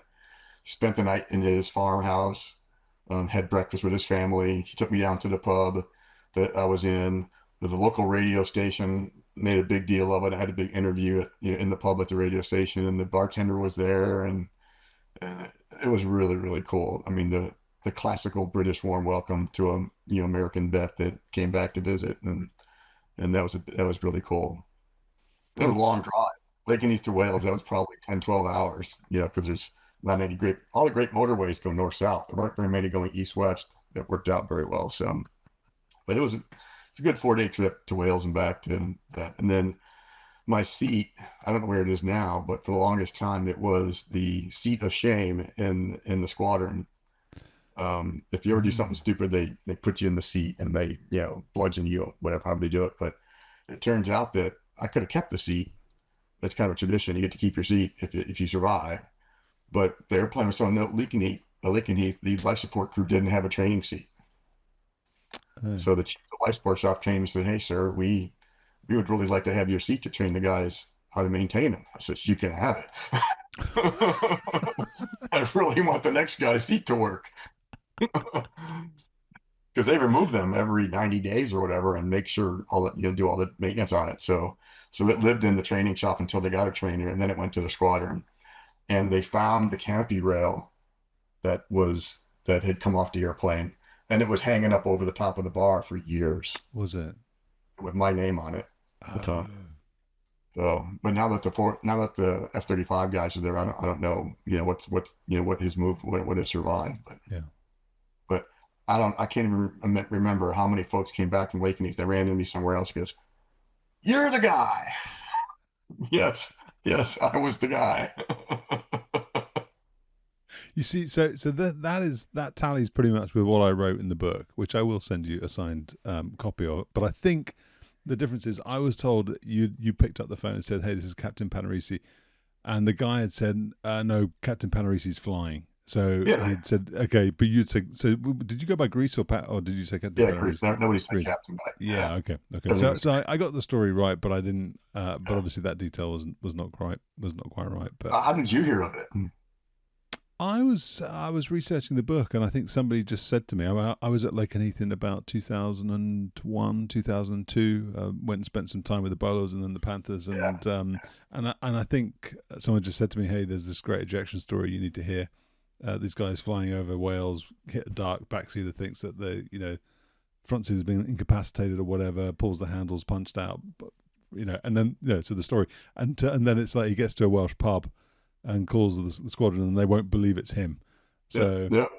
that's Yeah. it A was legend lives on. it's awesome. Well, hey, Chris, I am definitely out of time, but thank you so much for sharing all of that with us. That ejection seat story, that ejection story rather, I think might be one of the best I've ever heard. So thank you so much for sharing it with us in person. We've got a lot to cover in part 3 as well. We've got to cover off test pilot school and all the work you did in test and evaluation through the rest of your career. So That was only the first 10 years. that was what's this been? It's been 5 hours. I think we did 2.5 hours was the first one. This one's probably been 3 hours. So how many years are left? 20. 20. Okay, so probably another 10 hours. Okay. That's the other thing. We've been in this house now over a decade, and we're finally decorating because we just used to move in so much we just never decorated a house. Really? And so Rebecca is digging through the archives and printing photographs and putting them on the wall and that sort of thing. And I look back and go, "Holy crap, I was a puppy." I mean, I was no kidding, 30 years old when that happened. Wow. So you're 61. I shouldn't probably 61. Yeah. 61 now. Wow. So that was 31 years ago. Yeah. Wow. And I Time stayed in. flies. Yep. And I stayed in until 2012, and that was in 94. Wow. All right. Well, look, I say another 10 hours as though it's a bad thing. I'm pretty sure anyone listening to this would be very happy to listen to you carry on talking for another 10 hours. So it takes as long as it takes, and we'll enjoy it either way. Betcha. Thanks, Chris. Take care.